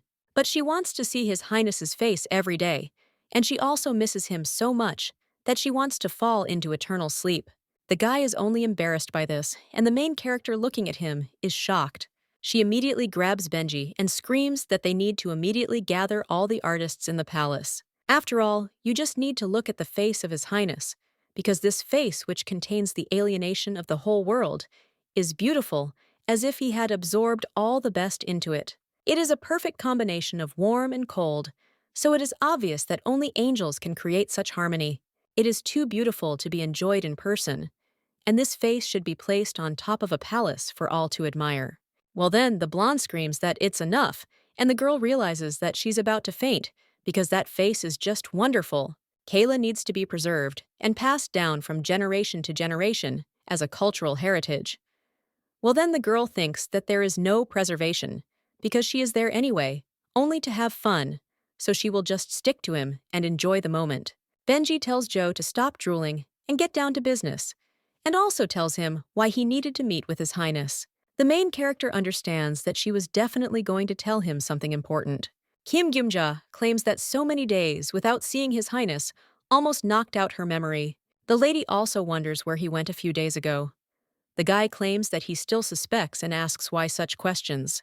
Well, the main character asks what he suspects her of, because she is a gift from God, sent to make him happy and bring good things into his life. But the guy claims that he doesn't understand what she's talking about, and the main characters don't think that it's good. She tells His Highness that everything is fine, and tells him to just trust her. And then she can give him excellent advice. The blonde then claims that it is good, and he will tell her. The guy claims that he would be Hestian, and the main character claims that there will be some kind of celebration there in a month, and also wonders if His Highness will be there too. The girl understands that in the novel, Priscilla got mad at some childish remark. The Empress claimed that while they would be having fun and strengthening their friendship in Hestian, the black-eyed one would devour Orban. The woman also claimed that she couldn't believe that while Kyle was having fun and making friends in Hestian, the black-eyed prince had his hands on Orban. The main character realizes that if it weren't for Kyle's face when she read that line, she would have been as angry as Priscilla. Well, now everything is different. Kim Jim-ja, known as the lady who can get close to His Highness, although she has not yet had the chance to enjoy it, stands right in front of His Highness. At this time, the blonde is wondering how she knows about this and how she knows about his plans for the future. After all, he was only going to make a decision today, after which the main character thinks that she said too much. Kim Gyum-ja doesn't even know what to say, and claims that she heard the servants' conversation during lunch, and more precisely during dinner. She also tries to justify herself and claims that everything is not as it seems, because she cannot tell about everything. But he wishes only the best for His Highness, so he must go to Orban and not to Hessian. There is this black mineral, and its name seems to be Orbsidel. The lady thinks what a complicated name this is, and this is one of the reasons for the general hostility towards the author. The girl claims that it is black ore, from which strong balls from cheats are obtained. The girl also claims that he cannot go to Hestian, but the guy asks again how she knows about this, and suggests that she simply answer his question. Kim Gum-jae claims that everyone in the Imperial Palace knows that the Empress is practically possessed by Orbsidel. It is said that she sends gifts to Orban every spring, and the servants preparing the gifts met in the common room, and she also heard their conversations. Benji is wondering why the atmosphere has suddenly become so tense. The main character tells Kyle to leave all doubts behind because he needs to go to Orban. The girl understands that even she herself understands how ridiculous this sounds. And yet she can't let the guy fall into eternal sleep like this, because she needs to convince him. Well then the blonde asks Joe why he should listen to her. Kim Gi-eum-ja is shocked by this. She tries to say something, but still can't think of anything, and then she says that, as she said, she likes His Highness. The guy claims that he asked why he should listen to her if she could turn out to be a sucker or some shaman. He needs an answer there and then.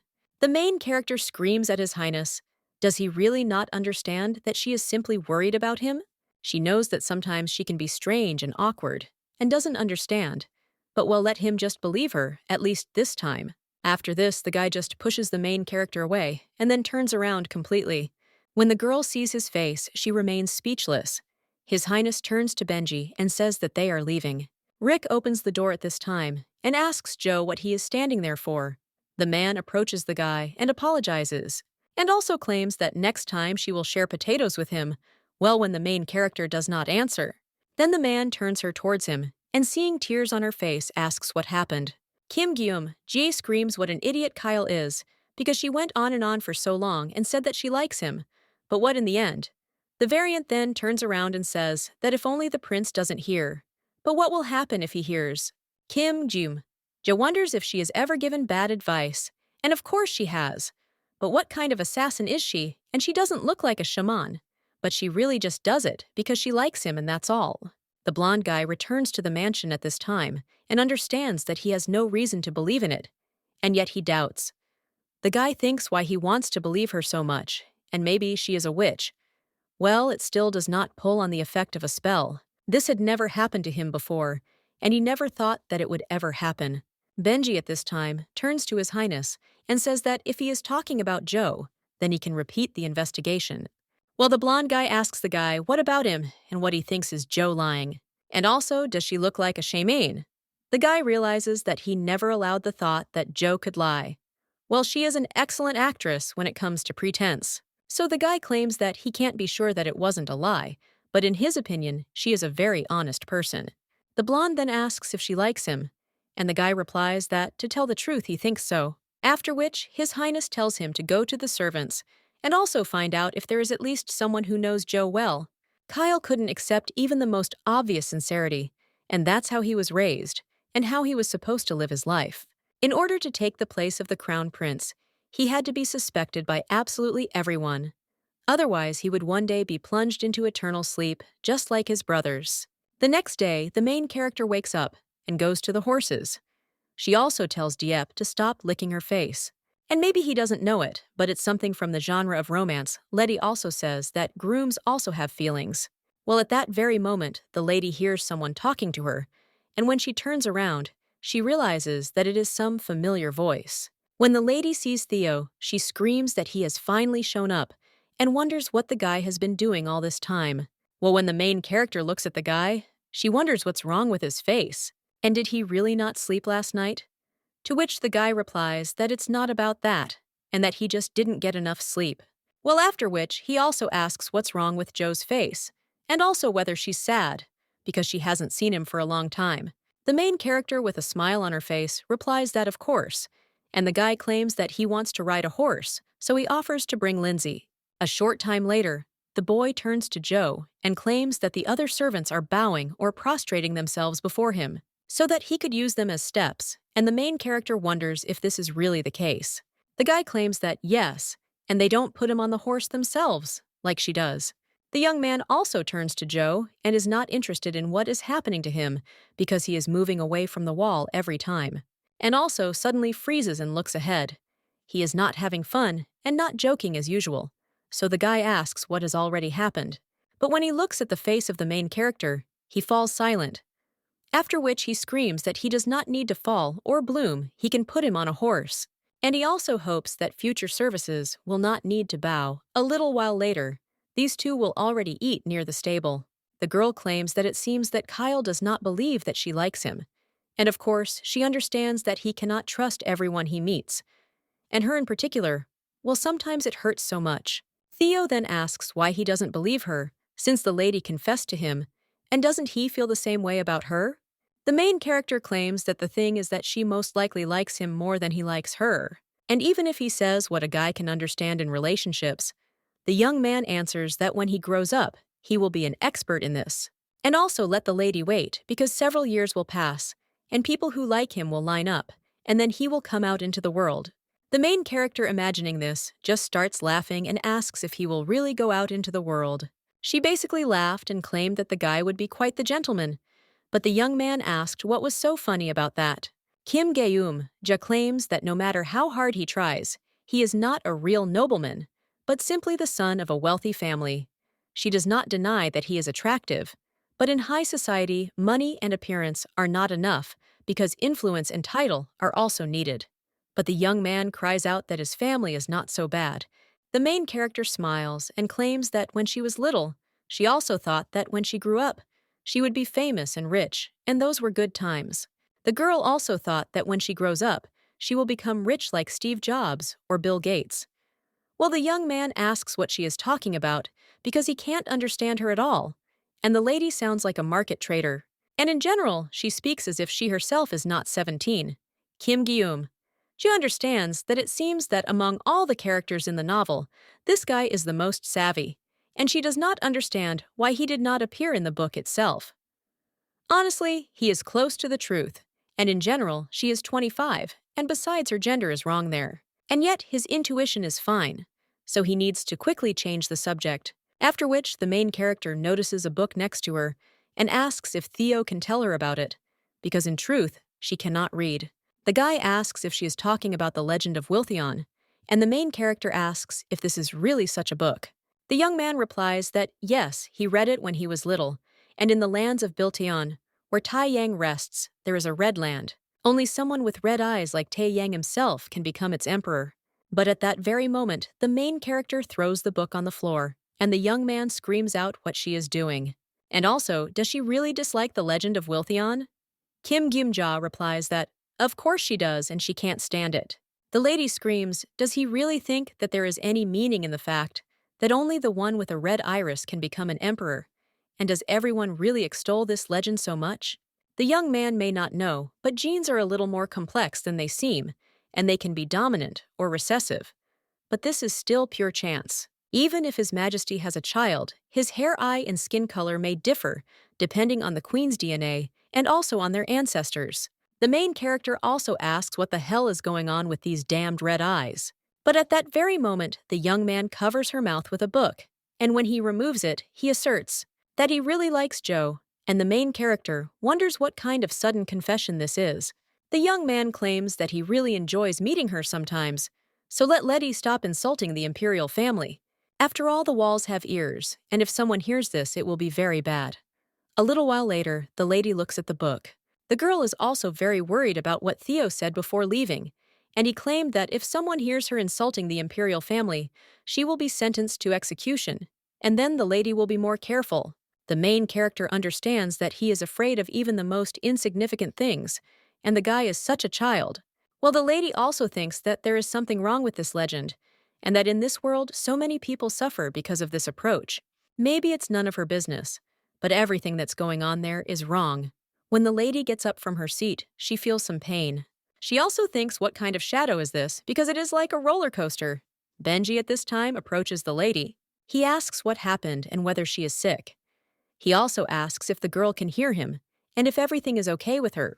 The main character then turns to Benji with hope, but then only asks where His Highness Kyle is. Benji feels a little disappointed and claims that he asked him to tell the lady that he was going to Orban.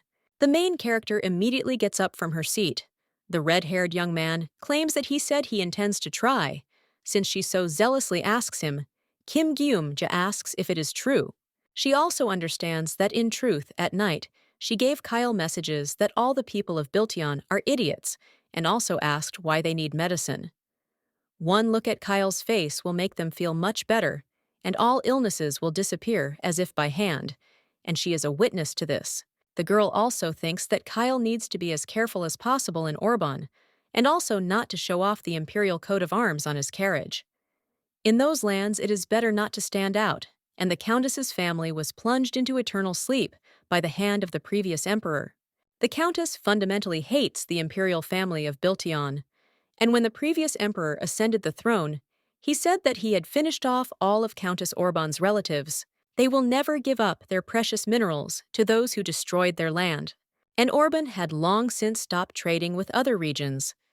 Orbsidel became something of a mythical mineral, and over time, it became surrounded by more and more rumors. Sometimes resource-hungry nobles would come to Orban in hopes of making a trade agreement, but they were all met with a cold reception. One of the people at the table claimed that you can send them gifts in mountains, but it's all useless because they send everything back, and they directly said that Orbsidel is not a product for sale. Most likely, they simply do not want to give an advantage to their enemies, which they consider to be the imperial family. And as a result, the mention of Orban only causes irritation and sighs. The lady wanted to tell him about how the main character was able to melt the Countess's heart in the book. Well, she still doesn't think that he will believe her, so she needs to know the limits of her requests, and the girl came up with a moderate version of all this. She thought that in order to find the way to the heart of Countess Orban, she had to constantly show her kindness by knocking on her door every day with her precious beautiful finger. His blue eyes can play into his hands, but let the guy show her that he is extremely far from his mother. He also doesn't think that he likes the Empress, and she never even thought of insulting his stepmother. Well then, the lady thought, did she really tell the boy? And wondered why it was impossible to interrupt the telepathic connection. But she doesn't even know if he hears her, and it's terrible. Kim Guillaume wonders if he can hear her, then wonders what kind of time this is, and why it was impossible to invent two-way communication. Now the girl turns to Benji and asks if the prince received her messages about the guy. He replies that perhaps he asked them to stop talking to him. Kim Gumja, at that moment, hits her head against a tree and thinks that she wants to fall into the ground. Benji realizes that His Highness ordered him to conduct another investigation, but he found nothing. Everything is confusing, but he still does not think that the lady is really an assassin. The main character once again turns to Benji and claims that he is the only one she can ask. The lady also wonders what the local girls do when they have these days, and Benji is the only one who knows about her situation and also understands her eye. She is embarrassed to ask about this, but she really needs to know, and she also needs to get a haircut because her hair is too long. A little while later, Benji cut his hair and put on some spare clothes. The main character thanked him and suggested the guy to be more careful. As he was leaving, Benji had already begun to admit the thought that maybe she really was the devil incarnate. A week later, the butler came to Joe and asked how he was feeling, because it seemed like he really was a reliable person. The main character smiled and claimed that she was trying to build muscle, because it turned out that people were ignoring her because of her beauty. She also asks if the gentleman said that 4 horses were needed, and wonders where he is heading. The butler replies that he heard His Highness is going to Orban. The main character understands that, thank God. And it was not in vain that she begged him every day and every night, but judging by the fact that he sent Uncle Pell, he is still angry with hers. Well, he was already planning to go to Hestian, and yet she says that Uncle Pell came alone. But the man replies that no, there are still people behind the fence. The man understands that, judging by the guy's sadness, His Highness still does not notice him. The misunderstandings with Pell only get worse. The man says how poor this guy is, and let him not make such a sour face at me. But he knows that His Highness values him very much. When the man leaves, he says that he does not care about her courage, and the main character suggests that he be careful. Well, when the girl turns to the horse, she hears some sound. She sees a man who asks why the horse just won't listen. The main character wonders if it's Lindsay, then runs up to the man and throws a shoe at him and screams, "What a bastard thief he is, because how can he steal horses from the imperial palace like that?" The guy then claims that he has permission, but the main character screams that there are no permits, and His Highness Kyle is not even there, and he got permission from someone. Well, when the guy takes off his hood, the girl notices that he has black hair. The young man claims that Prince Theo gave him permission. This is Prince Kyle's brother, and although he fell asleep in the middle of the conversation, he still received permission. The main character asks if he is Prince Issaka, and the guy asks how the lady knows his name. Kim Guillaume understands that. Even despite the black eyes, he gives the impression of fun and playfulness, like a village idiot, and it is just like described in the book. The young man claims that he understands how it might look from the point of view of the groom. Prince Theo allowed him to walk.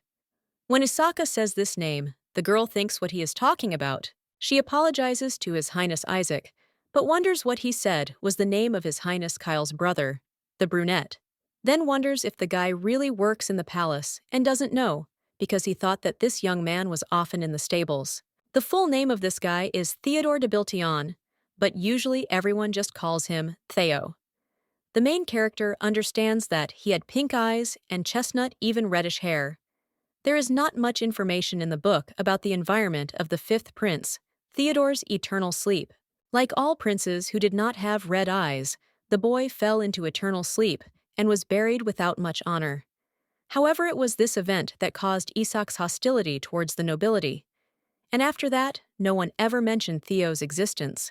The brunette at this time turns to the guy and asks if he is okay, and also why he turned so pale.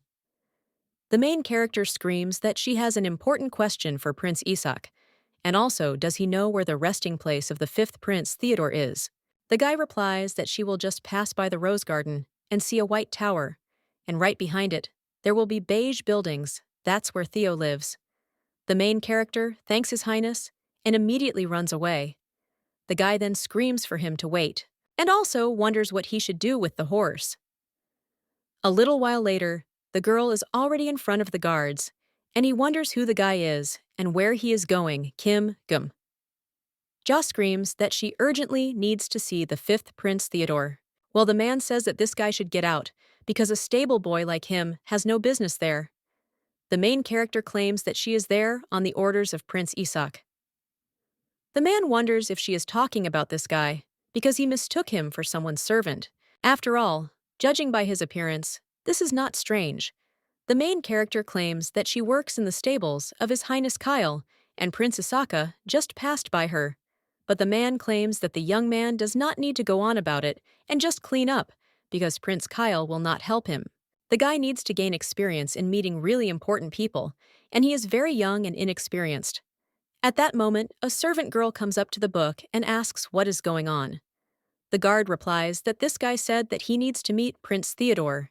The maid replies that His Highness is sleeping, and the guard asks if I heard the guy, because he should come later. The main character understands that she already knows, and that's why she's furious. In the book, the guy's immersion in eternal sleep was described in this way. The young man slept a lot and more every day, and then one day, he just didn't wake up. After some time, Kyle began to doubt Princess Sienna and asked if she had put his brother into eternal sleep. The lady remembers that at that moment, she tried to imagine a smile on Kyle's exhausted face because she didn't even think about the surroundings in Theo's eternal sleep. Now the main character clenches her fists and runs past the guard. The man screams that this is an intruder and orders to take him. The main character wonders if they really want to take her, but if so, then they need to catch up with her first. When the girl walks through the palace, she thinks why it is so quiet there, because this is the prince's peace, and she does not understand why there are no people there. At this time, the young man comes out of his room and wonders what the noise is, because he asked to let him sleep. The main character, seeing the boy, immediately runs up to him and hugs him. The young man is surprised by this and asks Joe what happened and why he is there. The guy also turns to the guard and tells him to return to his post. A little while later, the young man returns to bed, and the main character sits down on a chair next to him.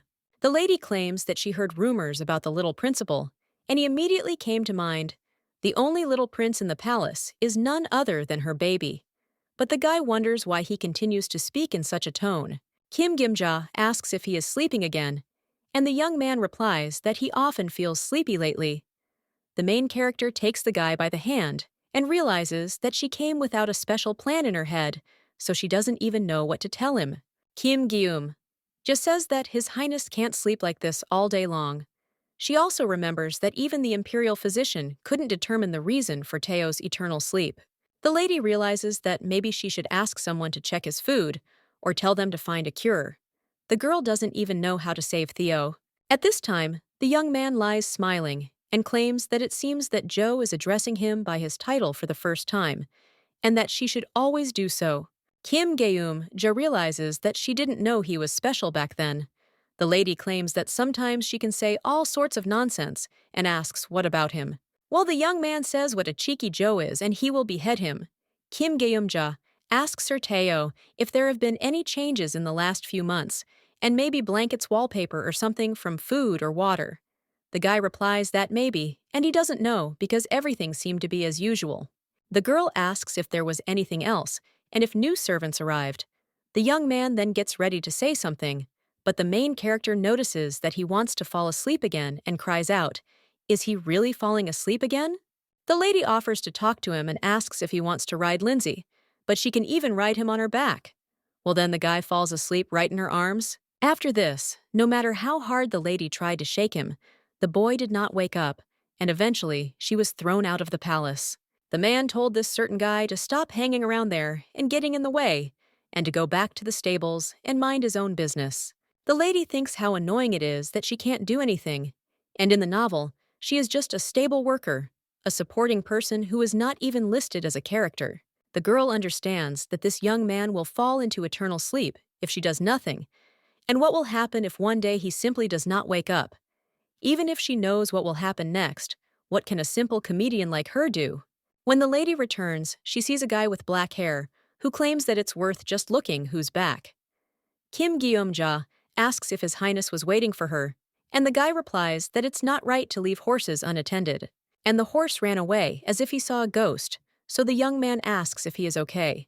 The main character understands that he is asking if she is okay, and this young man is really kind, just like in the novel. Lady realizes that she used to wonder why he didn't stop behaving like a man from the slums. He didn't even argue with Deloa and cried in front of her. If she remembers correctly, he will remain like that until the end, and some people just don't change. Although then the main character thinks that this is the brave and main hero, and wonders if the prince just asked if she was okay. The guy notes that yes, after which the main character immediately bows and cries out with a request to His Highness to help her because her friend is plunging into eternal sleep. The guy then asks what she is talking about and who is falling into eternal sleep, and the lady replies that she is not connected to her in any way, but he was like family to her from the day she got a job at the stable. He used to run and jump happily from morning till night, but now he only sleeps and can't get out of bed. She doesn't know what's happening to him, so she asks the prince to help her. The main character also says why him and not her, and she will find a way to repay His Highness. The brunette at this time asks if he tells the horse that this young man began to sleep a lot, and maybe he was poisoned, so he asks if he tried to call a doctor. The main character replies that she doesn't know anything about poisons, and doesn't know what to do, Kim Guillaume-ja understands that, according to the book, Issaka is from the provinces, so he is a very loyal and understanding person. When he sees a person in trouble, he simply cannot pass by. And the girl understands that she had many squabbles with Deloa. Well, what can she do? She needs to set priorities. At this time, the brunette tells the groom not to worry, because he will do everything in his power, and he is surrounded by many smart people. He may not be a big shot, but he can't pretend not to notice. The main character looking at His Highness understands that he is a really good person, so how she wants to have such a boss. The brunette at this time is interested in the name of the groom, and he answers that his name is Joe. The brunette then says that we will try to find out something, or from me tomorrow as soon as he can. The lady says that she believes in the principle, and the guy suggests that Joe should rest better because he looks terrible. And it looks like he had to go through a lot, but the main character understands that she always looks like this. After she smiled, the prince left, and tomorrow they will find out what poisoned Theo and what can help him. Then she will buy it with her salary and somehow give it to the boy. Well, the lady also thinks that if only Kyle and Benji were there. Well, the lady understands that they would never believe her if she said that Theo are immersed in eternal sleep, and they would think that she is a shaman. The lady thinks what a bastard Kyle is. After all, she does everything for him, and he can't even believe in her. The girl also hopes in her mind that he didn't hear this. The guy at this time is heading in a carriage and claims that he hears everything. Benji turns to His Highness and asks if he said something. The blonde at this time asks how the guy thinks he could hug him, and the young man with red hair is interested. Does His Highness really want him to hug him? After which the guys answer that, no. And oh, okay. A little while later, the main character realizes that 3 days have passed, and Issaka still hasn't shown up.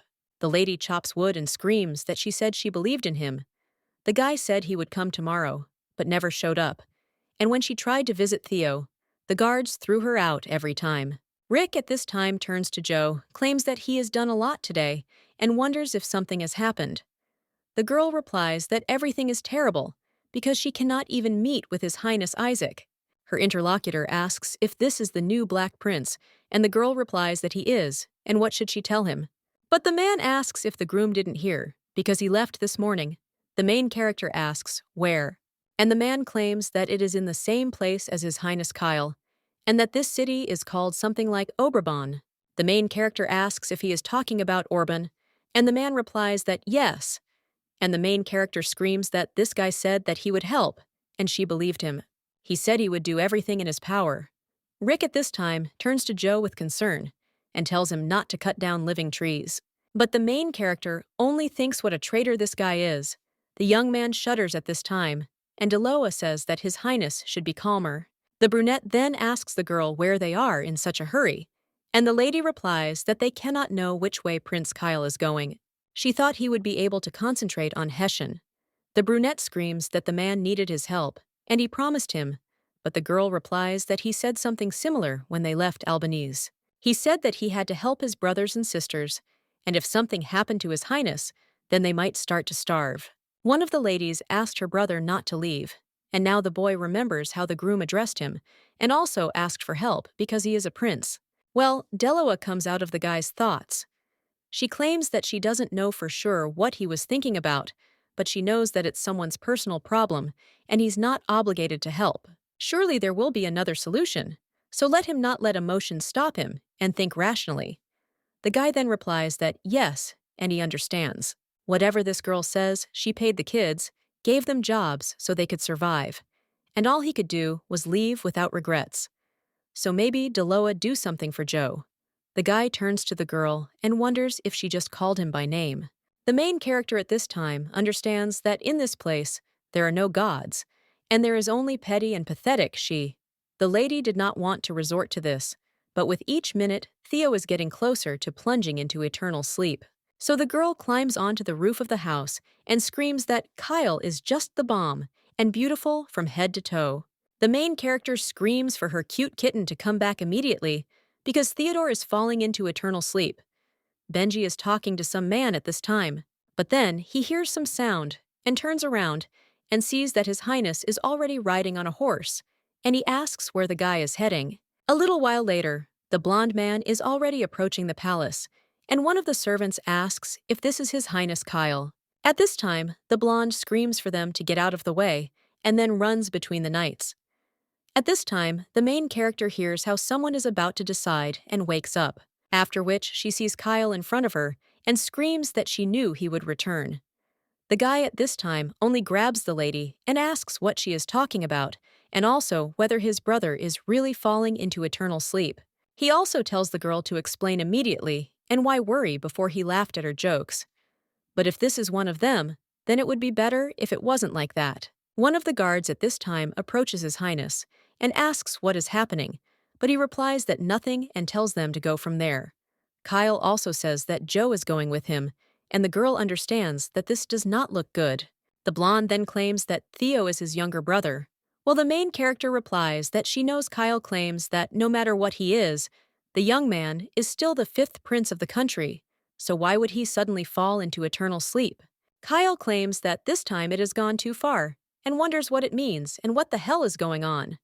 Lady screams that she had her reasons, and he sleeps all the time, and no one can help him. Kim Gimja claims that someone is trying to poison him, and that the guy is getting weaker every day, and she can't do anything. So she asks Kyle to help, because he knows about the disappearances of princes who don't have red eyes. Well, the guy is just wondering if this is her doing, and the main character is wondering what he is talking about, after which the guy just puts the sword to her neck.